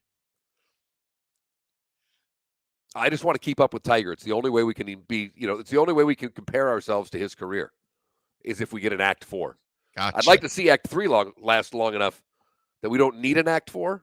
Right. I'm really hopeful for that. I mean, that is the plan. But never say never, David. Never say never. At least till when Brady retires in 5 years, you know? Yeah, and till he's owner player of the Dolphins. That's my second favorite story from yesterday. Jackie's son instead of Jackie Moon. Miller and Moulton. So Tiger teeing off about 140. So, 5.5 hour round. That's about a 7:10, 7:15, pull the horse into the barn deal there. I mean, you're going to see a lot of golf. You could put in a full work day today, still see a lot of golf. See the whole back nine pretty much at Tiger. Absolutely. Texter says, I really think Tiger's increased popularity is his fall from grace and showing he's human. I wasn't a huge fan when he was at his best, but I love what seems to be a humbled Tiger. This person says, I think Tiger's popularity has risen because of his greatness through all the mistakes in his life. He is more human to me now, and that's what makes me want him to win even more. You can text the show, the keywords FSN Radio. You text that to 21,000. You are in. If you've done it before, you get it. If you haven't, because we've had a few people text for the first time today, the keyword FSN Radio. We always appreciate you communicating with the show. Even if the one communication from the first time was complaining. I don't mind. No, we can handle it. We know we're not that good. Plus, I mean, we're both married. We already have low self-esteem. Hello!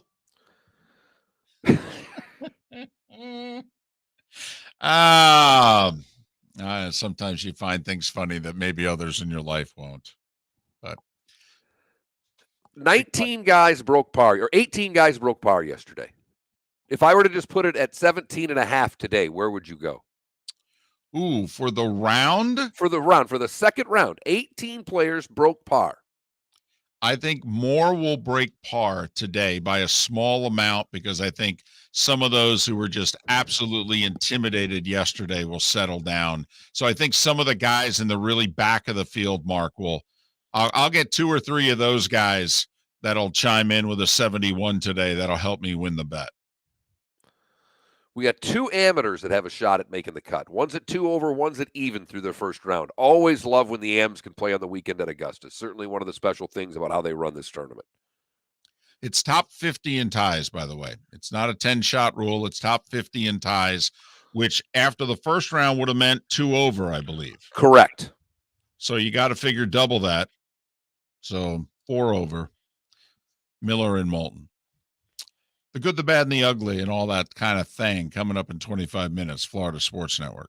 Hey, it's Mark Miller for the Training Grove by Orange Whip Golf, where golfers go to get better. Improve your golf game from home with Orange Whip Golf and Fitness online swing training program, The Training Grove, with a growing swing training video library and a daily program prescribed by golf fitness professionals. The Grove provides a clear path to unlock your most powerful swing, giving you control of your game like never before. Join thousands like me who have finally found a way to achieve results in half the time of traditional game improvement methods with the Grove's revolutionary blend of golf fitness, instruction, and award-winning Orange Whip products. Go to orangewhipgolf.com to get started for a free 14-day risk-free trial.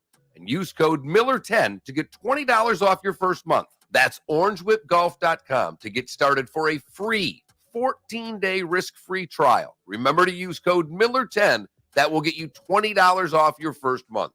The Training Grove by Orange Whip Golf, where golfers go to get better. Bring your big mouth to John Smith Subs and indulge in their overstuffed subs with the freshest quality ingredients. Enjoy our famous steak bomb with perfectly grilled marinated sirloin steak topped with provolone cheese, grilled onions, peppers, mushrooms, crispy bacon, juicy tomatoes, and creamy mayo. Boom! Made-to-order crispy fries can be paired with the Gator, the Cuban, the Chicken Bomb, or the Italian. Love local. Eat delicious with John Smith Subs. Find a John Smith Subs location near you today. David Moulton for Napa, Napa Auto Parts, and Napa Filters. Insist on Napa filters for your vehicles, or if you're a do-it-yourselfer, only buy Napa filters. Napa has a filter for almost anything on earth that moves, whether it's motorcycles, foreign and domestic cars, vans, SUVs, earth-moving equipment. You get the idea. Napa Auto Parts, Napa filters. Insist on them for your vehicles, or if you're a do-it-yourselfer, only buy Napa filters. You are listening to Miller and Moulton on the Florida Sports Network.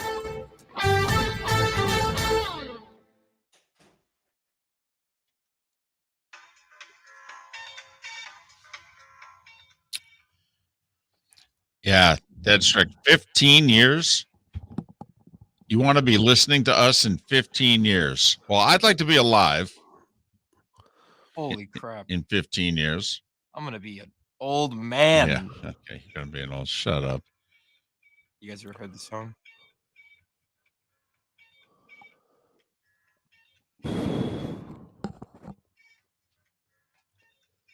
This is my It's Friday song. No. Where's the beat drum? There's one player, David, currently under par at the Masters in the second round. Should be an easy guess for you.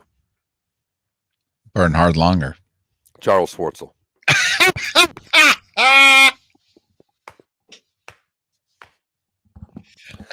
So Langer part one. Yep.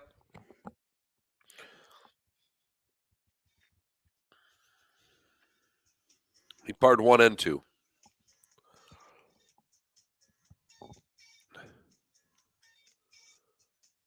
It's going to be tough for him to make the cut, though.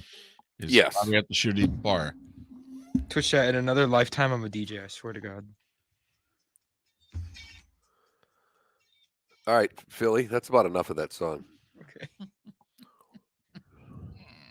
You ever heard of Taki Taki music? Taki Taki. Taki Taki. Do you get those with hot Takis? Yeah. Let's just say a lot of pelvises move around in Miami parties.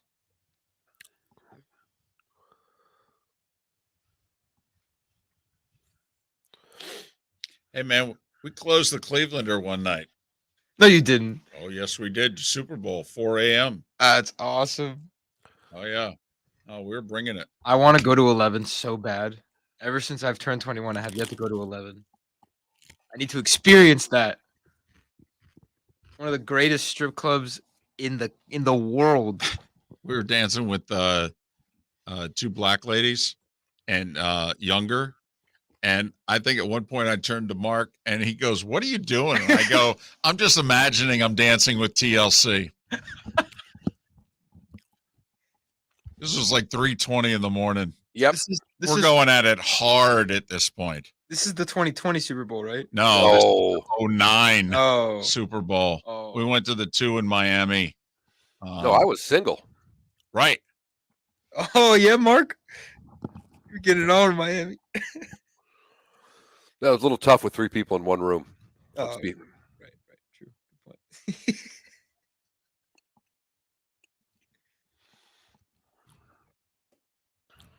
Greatest city in the world. New York? I was going to say. No.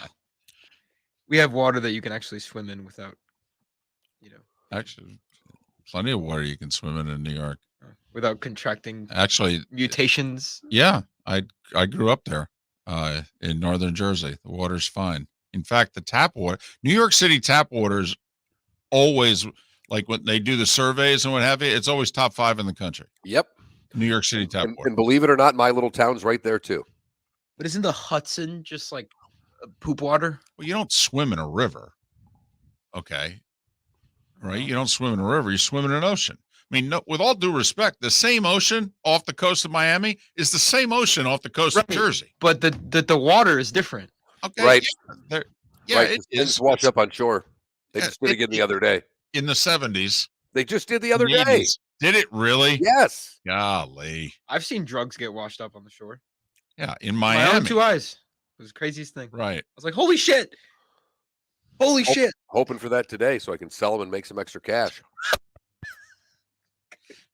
Turn to your wife and goes, it's been a hell of a week closing, and look at this rock. And just that found just 5 showed up. kilos.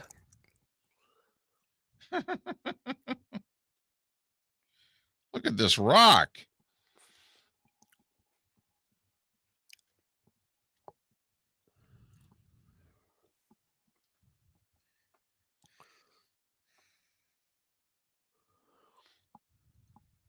I haven't been to New York since 2007. I need to go. Also, we're coming back.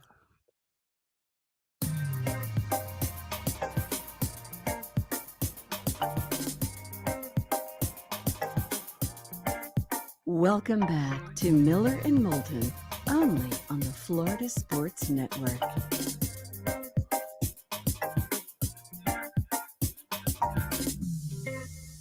Miller and Moulton, the Florida Sports Network. Good, bad, and ugly. What's on tap today was the day when, along with some final thoughts, all coming up in a little more than 15 minutes' time.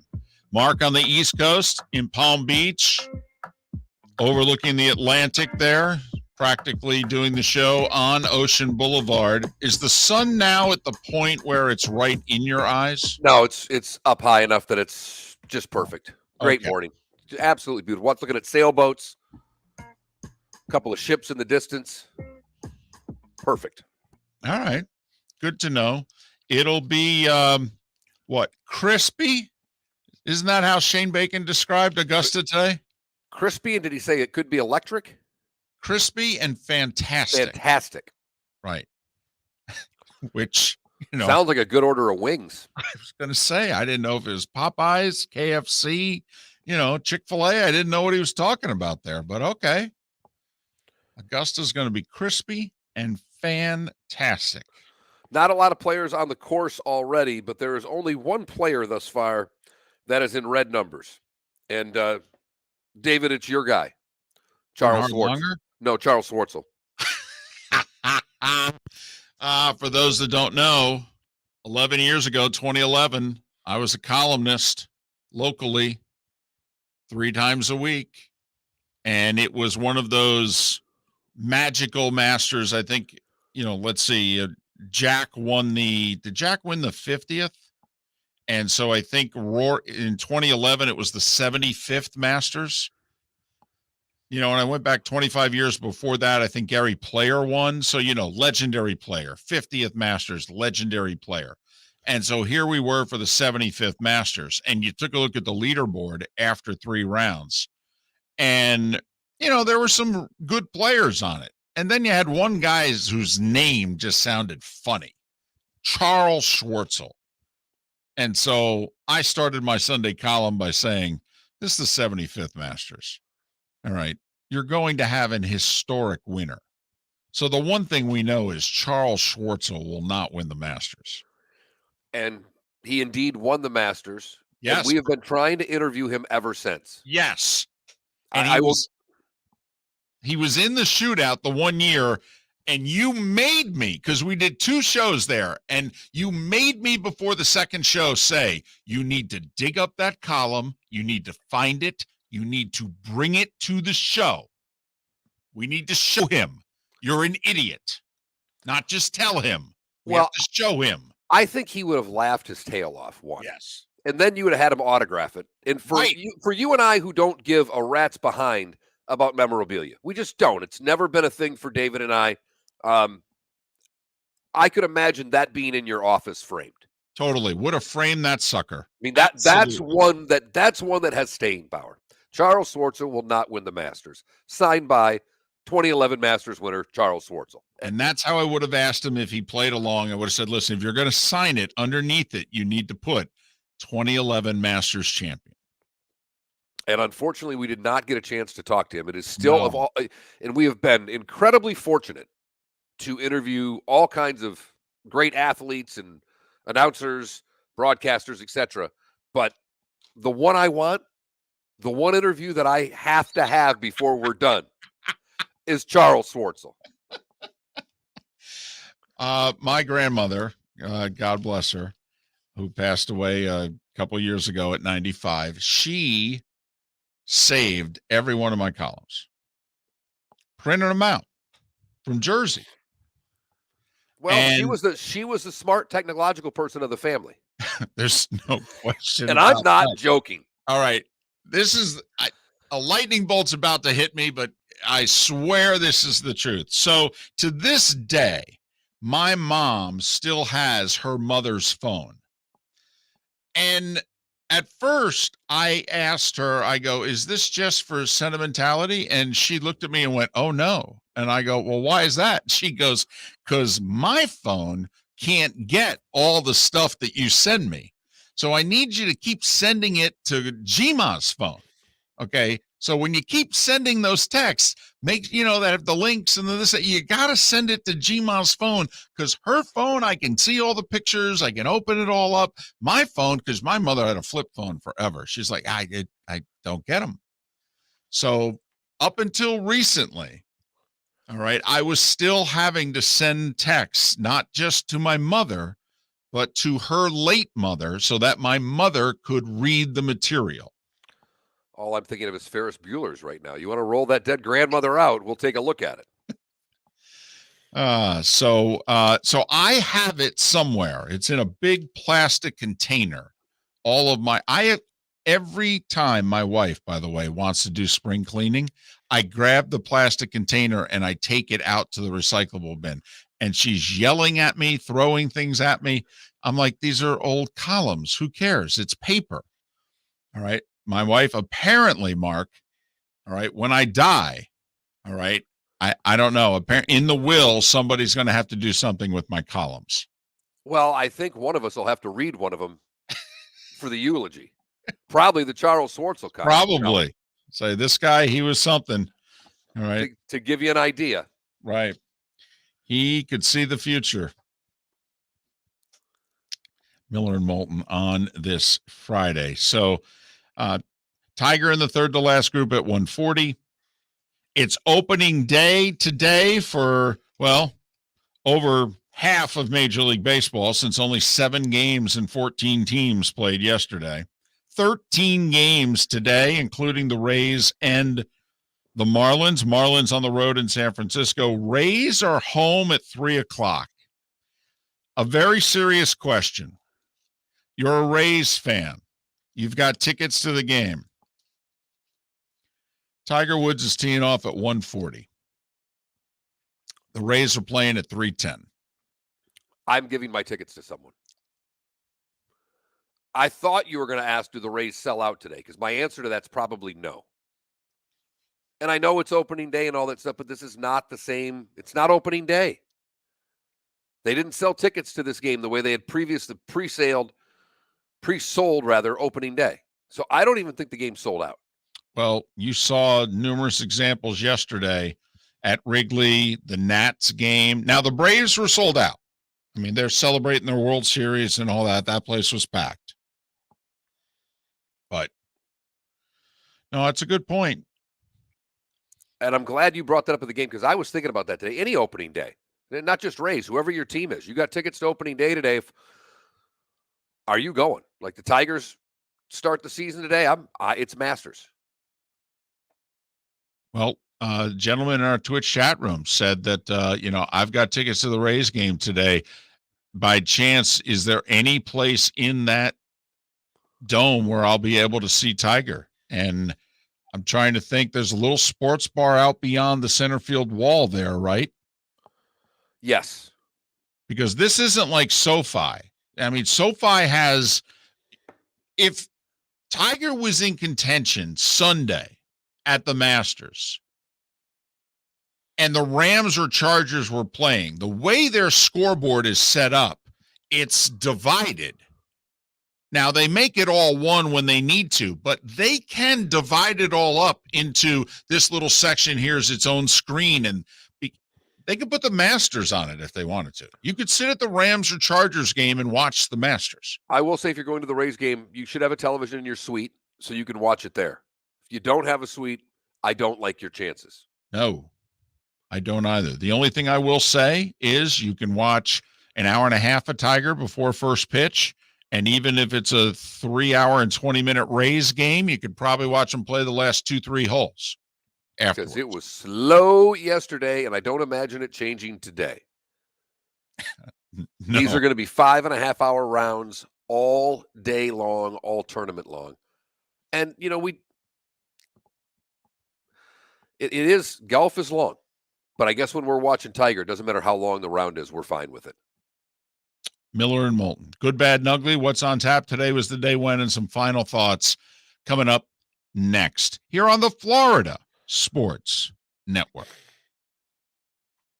Hey, it's Mark Miller for the Training Grove by Orange Whip Golf, where golfers go to get better. Improve your golf game from home with Orange Whip Golf and Fitness online swing training program, The Training Grove. With a growing swing training video library and a daily program prescribed by golf fitness professionals, The Grove provides a clear path to unlock your most powerful swing, giving you control of your game like never before. Join thousands like me who have finally found a way to achieve results in half the time of traditional game improvement methods with The Grove's revolutionary blend of golf fitness, instruction, and award-winning Orange Whip products. Go to orangewhipgolf.com to get started for a free 14-day risk-free trial. And use code Miller10 to get $20 off your first month. That's orangewhipgolf.com to get started for a free 14-day risk-free trial. Remember to use code Miller10. That will get you $20 off your first month. The Training Grove by Orange Whip Golf, where golfers go to get better. David Moulton for Napa, Napa Auto Parts, and Napa Filters. Insist on Napa filters for your vehicles, or if you're a do-it-yourselfer, only buy Napa filters. Napa has a filter for almost anything on earth that moves, whether it's motorcycles, foreign and domestic cars, vans, SUVs, earth-moving equipment. You get the idea. Napa Auto Parts, Napa filters. Insist on them for your vehicles, or if you're do-it-yourselfer, only buy Napa filters. Bring your big mouth to John Smith Subs and indulge in their overstuffed subs with the freshest quality ingredients. Enjoy our famous steak bomb with perfectly grilled marinated sirloin steak topped with provolone cheese, grilled onions, peppers, mushrooms, crispy bacon, juicy tomatoes, and creamy mayo. Boom! Made-to-order crispy fries can be paired with the Gator, the Cuban, the chicken bomb, or the Italian. Love local. Eat delicious with John Smith Subs. Find a John Smith Subs location near you today. You are listening to Miller and Moulton on the Florida Sports Network.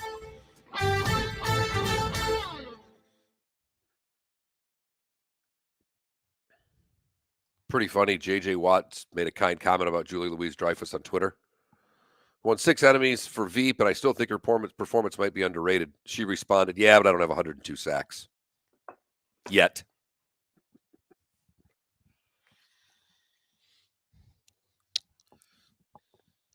Adam wants to know, what color does Tiger wear today? How about Tiger going hot pink? If you had put Tiger's top with Hovland's pants, now that would have been something. David, that was 3 minutes of conversation on the broadcast. What color is that? Is that a highlighter pink? Is it a highlighter purple? And finally, I don't know who it was, came on with, it's fuchsia. Done. When I first saw him, I thought he split his pants somehow, some way, and someone ran and got him. Hank Stram famously, yes, like split his pants in the press box. And at halftime, somebody ran down to the Niners gift shop and bought a sweatsuit outfit. And Hank changed into the sweatpants at halftime. And that's really what I thought happened to Hovland. Like, he asked one of the other two golfers in the group, or he had that stashed in his bag. It's really what I thought put on yesterday. Adam, I'm going with green, by the way. Blue. Going black pants, green top.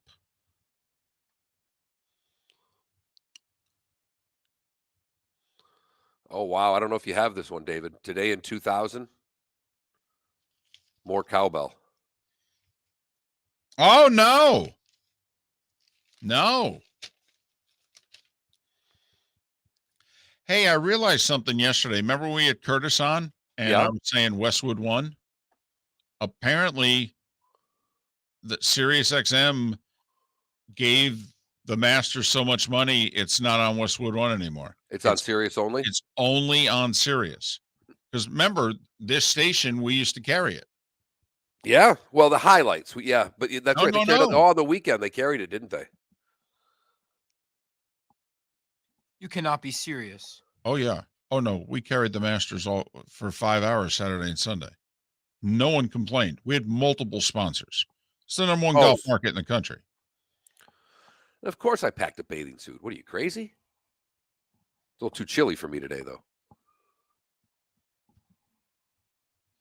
But here's the other thing that I found out yesterday. You know our buddy Kurt Becker, Horse Racing Radio Network? They don't have the Triple Crown anymore. Sirius XM only. Wow. What channel are they going to put that on? Like Mad Dog or something? A great question. It's a great question.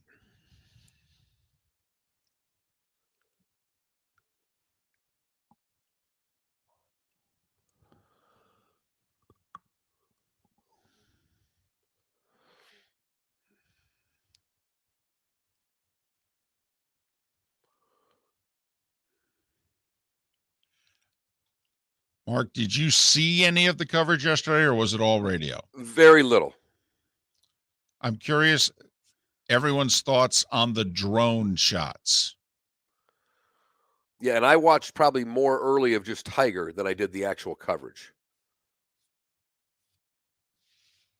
Because once I got here, we were kind of, catching up and all that stuff. Because late, like on 16th tee, because Tiger hit last, and after Louis, I think it was, hit second, they do a drone shot from the green all the way slowly to the tee along the left side. And as you could see the grounds and 15th green and all that. And I was just wondering what people thought of the drone shots. I think the players look funny in the drone shots. It looks almost 3D-ish. Well, they do have those 4K, almost movie-like cameras when they're in really close on the golfers. Yeah, and I don't like that. It's weird looking. That's just me. It's when the background goes all blurry. Yes. I'm back. This show flew by. I think it was having Ron Sirak on twice. God, did you just beat me to that?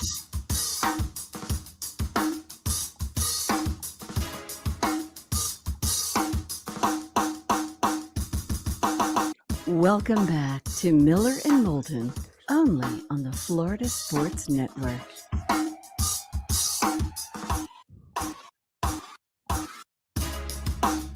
"22 minutes until we are done for the day and the week.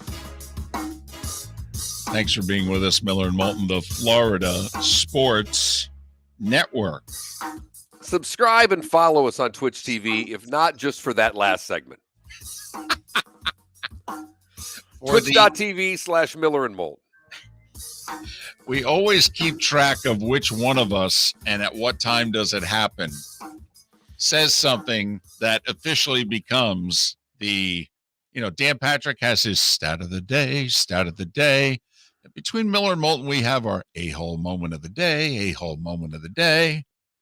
It's definitely the metal version of stat of the day. It's the original one. It's the a-hole of the day. A-hole. It's really hard. Yeah.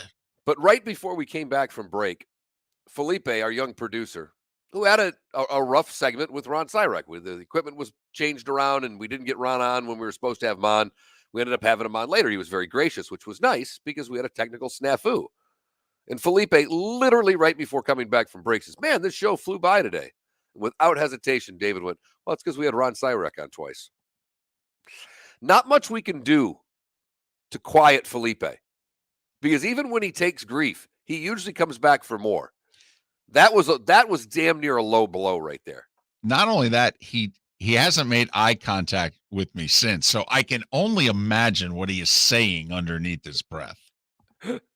I'm not gonna lie, I'm just really distracted right now. So I don't know. I think you guys are just trying to make beef. It's like this is becoming. What is this, first take?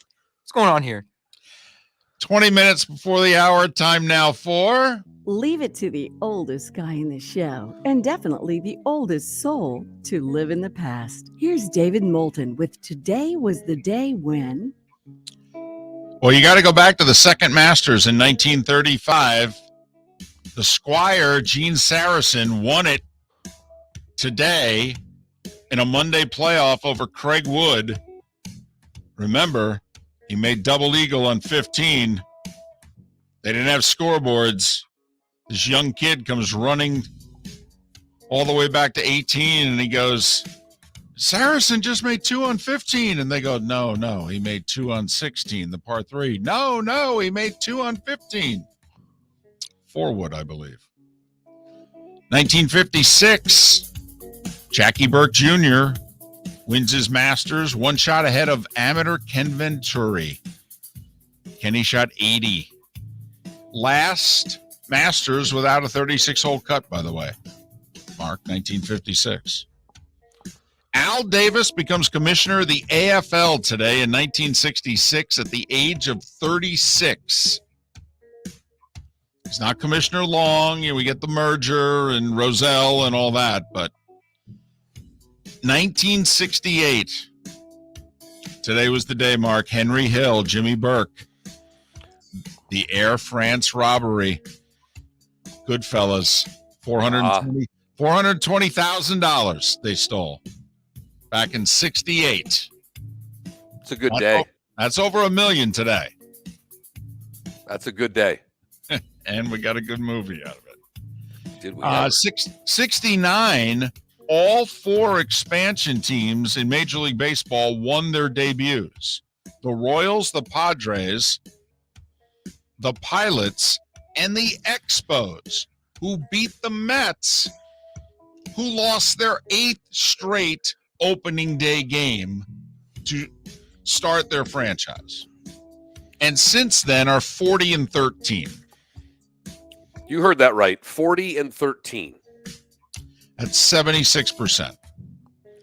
Today was the day, Mark, or tonight was the night that I decided I wanted to be a sportscaster. Hank Aaron hit home run number 715 tonight on NBC with Kurt Gowdy on the call. And Vin Scully was doing Dodgers radio. That's a pretty good 1-2 combo right there. My grandfather called over to my mom. I was already in bed. He said, get him out of bed. He should watch this. This could be important. Thank you, Grandpa.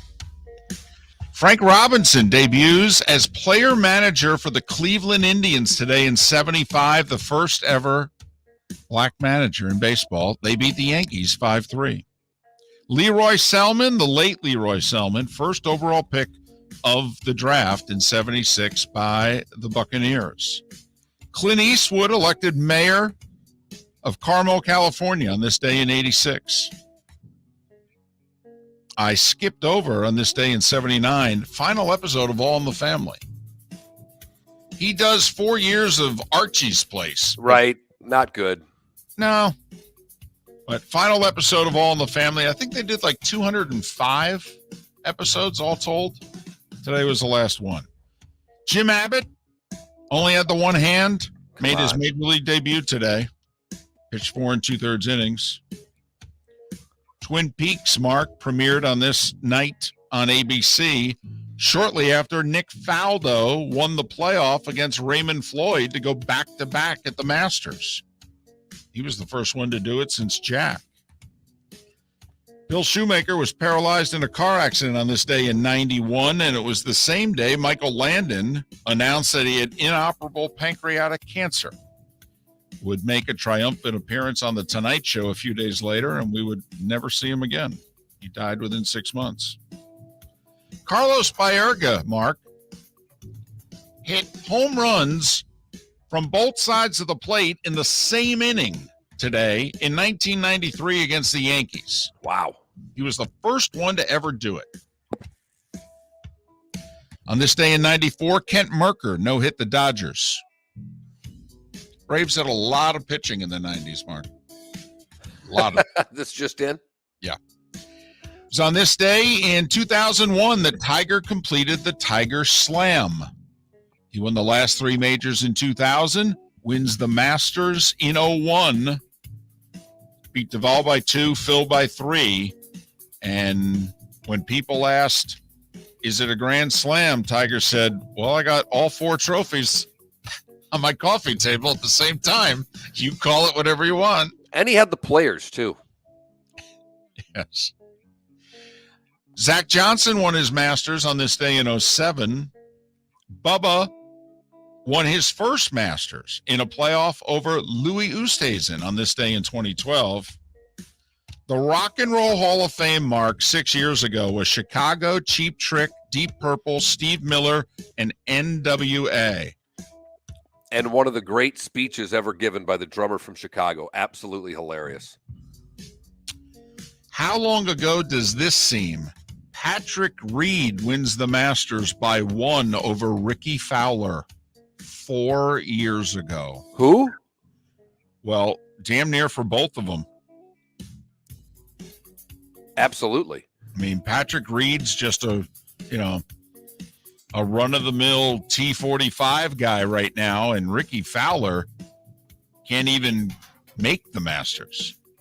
And it was 3 years ago tonight, whale of a game in overtime, Virginia won their national championship, beating Texas Tech 85-77. Sonia Henney, John Havlicek, Jim Catfish Hunter, Gary Carter, and the Navy SEAL Chris Kyle were all born on this day, April 8th. Jim Lampley, 73 today. Fred Smirlis is 65. Terry Porter's 59, as is Julian Lennon. Robin Wright's 56. The answer is hell yeah. Biz Marquis is 58. Patricia Arquette's 54. Chuck Todd of Meet the Press is 50. Felix Hernandez, who I believe is now retired. King Felix is 36. And C.D. Lamb just turned 23. And that, Mark, is today was the day. Heirs and omissions today. First time I've ever had to give an heir. Biz Marquis died in July of 2021, so it would have been his 58th Damn. birthday. My bad. That's all right. And it was today in the year 2000 that the famous SNL skit with Blue Oyster Cult's Don't Fear the Reaper and Christopher Walken demanding more cowbell. 22 years ago, huh? 22 years ago. Damn, Don't Fear the Reaper. Can't listen to that song if it ever comes on. You know, I've got Sirius Radio. If it comes on that classic vinyl or whatever, you just change the station. Can't even listen to that song anymore. All I can see is Will Ferrell's shirt pulling up so that you see the bottom part of his belly. Well, and I just, you watch it and again, and David Spade just trying to keep his composure, and they are all just losing it. And Ferrell and Walken are the only ones that can keep it together. Well, and who does the Tonight Show? Fallon? Fallon's a mess. Fallon He's is an absolute mess. In that scene. Right. And I think there were lines for the others that they just couldn't do. Right. So Ferrell had to just wing it. Time now for... You've heard folks elsewhere mock Florida is gonna Florida. Well, Mark Miller sees it differently. He calls it the good, the bad, and the ugly. What you got, Mark? I've got Laquidra Edwards at the Vons Supermarket in Tarzana, California. She put $40 into a scratcher vending machine. As she says, she was about to choose which game she wanted when some rude person bumped into her. Bumped into me, didn't say a thing, just walked out the door. But what it did is it caused her to hit a number on the machine she did not intend to get. Out came a $30 200 Scratcher X stick. It was worth $10 million. Oh, Wonder about the guy that bumped into her. He should be getting something. For the bad, we go to Capitol Hill, and there are lots of reasons to say that, but Capitol Hill is a fox problem. Amy Barra, a representative from California, was bit by a fox on the steps of Capitol Hill on Monday. She had to take a series of rabies tests out of an abundance of caution. He felt something lunge at him from behind as he walked near one of the Senate's office buildings. He turned and used his umbrella to fight off what he thought was a small dog, but realized it was a fox. And I tend to not want to go here because this is an awful story, but my goodness, this is something. So they're in the process of getting jurors for the Parkland shooter right now. A juror tried to get out of her jury duties for this case because she didn't have enough time to fulfill her civic duty because she's both married and has a sugar daddy.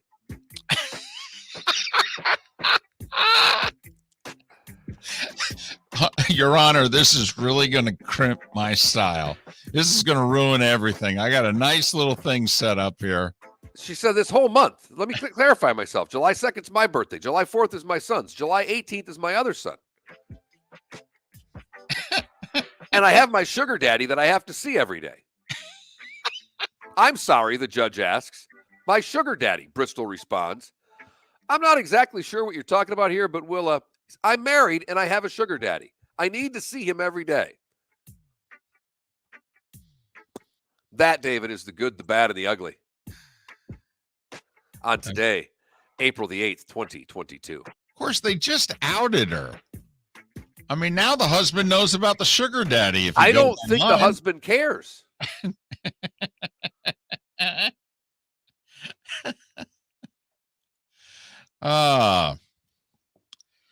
Obviously, we got the Masters going on, and you all know where you can find it. And at 3:00, you can find it on ESPN. And they will pick Tiger up on about the fourth hole. You know, at worst the fifth, but probably the fourth. Hockey tonight, both the Lightning and Panthers in action, both at home. Tampa's hosting Boston. Right now they're tied. Boston owns the tiebreaker, so the Lightning would be a wild card. So this game has playoff seeding implications. Meanwhile, Mark, the Sabres were in Carolina last night, blew a 3-1 lead, lost 5-3, and they play at the Panthers tonight. Florida's minus 450. That's for a hockey game. That is unbelievable how high those numbers are. Got to bet $450 to win 100 on the Panthers. The Heat have already clinched the number 1 overall seed, which is interesting. So they have no motivation to play Atlanta tonight. Atlanta's matched up in a battle with Brooklyn as to who's going to be the 8 and who's going to be the 9. The significance is if you're the 8, you play Cleveland in a play-in, and then if you're in as the 7 seed. You avoid the Heat. So Miami can actually help determine who their first-round opponent's going to be. They probably want to beat Atlanta and then play Atlanta. Because if they lose to Atlanta, they might face Brooklyn in the first round. Tons of day baseball today, David. We already mentioned the Rays are at 3. The Marlins are at 4:30. Yankees and Sox at 1 o'clock. Tigers and White Sox at 1:10. Brewers and Cubs at 2 o'clock. Phillies and Oakland at 3 o'clock. Dodgers and Rockies at 4:10. Seattle and Twins at 4:10. Some night games as well. Braves hosting the Reds at 7:20. So let's hope the weather cooperates. I mean, 13 games on the schedule today and tonight. It'd be nice to get them in. Thank you very much. Frozen 4 tomorrow night. It'll be Denver against, Minnesota. Number 1 ranked Minnesota State, too. Right. They are number 1 in the country. Right. That they should win. They beat the Gophers last night 5-1, and Denver beat Michigan in overtime. And probably shouldn't have. Right. And Masters all weekend long on CBS. This isn't like the NCAA tournament. Nance isn't going to have to read promos for shows. Jim Nance reading the NHL on TNT promos was probably the most awkward thing of the Final Four. Mark, more than Impractical Jokers. Mark, feel better. Have a great weekend. Thanks for listening, everyone. Hey, it's Mark Miller for the Training Grove by Orange Whip Golf, where golfers go to get better. Improve your golf game from home with Orange Whip Golf and Fitness online swing training program, The Training Grove. With a growing swing training video library and a daily program prescribed by golf fitness professionals, The Grove provides a clear path to unlock your most powerful swing, giving you control of your game like never before. Join thousands like me who have finally found a way to achieve results in half the time of traditional game improvement methods with The Grove's revolutionary blend of golf fitness, instruction, and award-winning Orange Whip products. Go to orangewhipgolf.com to get started for a free 14-day risk-free trial and use code Miller10 to get $20 off your first month. That's orangewhipgolf.com to get started for a free 14-day risk-free trial. Remember to use code Miller10. That will get you $20 off your first month. The Training Grove by Orange Whip Golf, where golfers go to get better. Bring your big mouth to John Smith Subs and indulge in their overstuffed subs with the freshest quality ingredients. Enjoy our famous steak bomb with perfectly grilled marinated sirloin steak topped with provolone cheese, grilled onions, peppers, mushrooms, crispy bacon, juicy tomatoes, and creamy mayo. Boom! Made-to-order crispy fries can be paired with the Gator, the Cuban, the chicken bomb, or the Italian. Love local. Eat delicious with John Smith Subs. Find a John Smith Subs location near you today. David Moulton for Napa Auto Parts, and Napa Filters. Insist on Napa Filters for your vehicles, or if you're a do-it-yourselfer, only buy Napa Filters. Napa has a filter for almost anything on earth that moves, whether it's motorcycles, foreign and domestic cars, vans, SUVs, earth-moving equipment. You get the idea. Napa Auto Parts, Napa Filters. Insist on them for your vehicles, or if you're a do-it-yourselfer, only buy Napa Filters. You were listening to Miller and Moulton on the Florida Sports Network.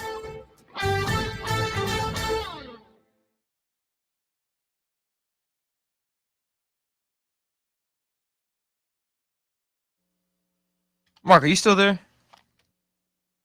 Mark?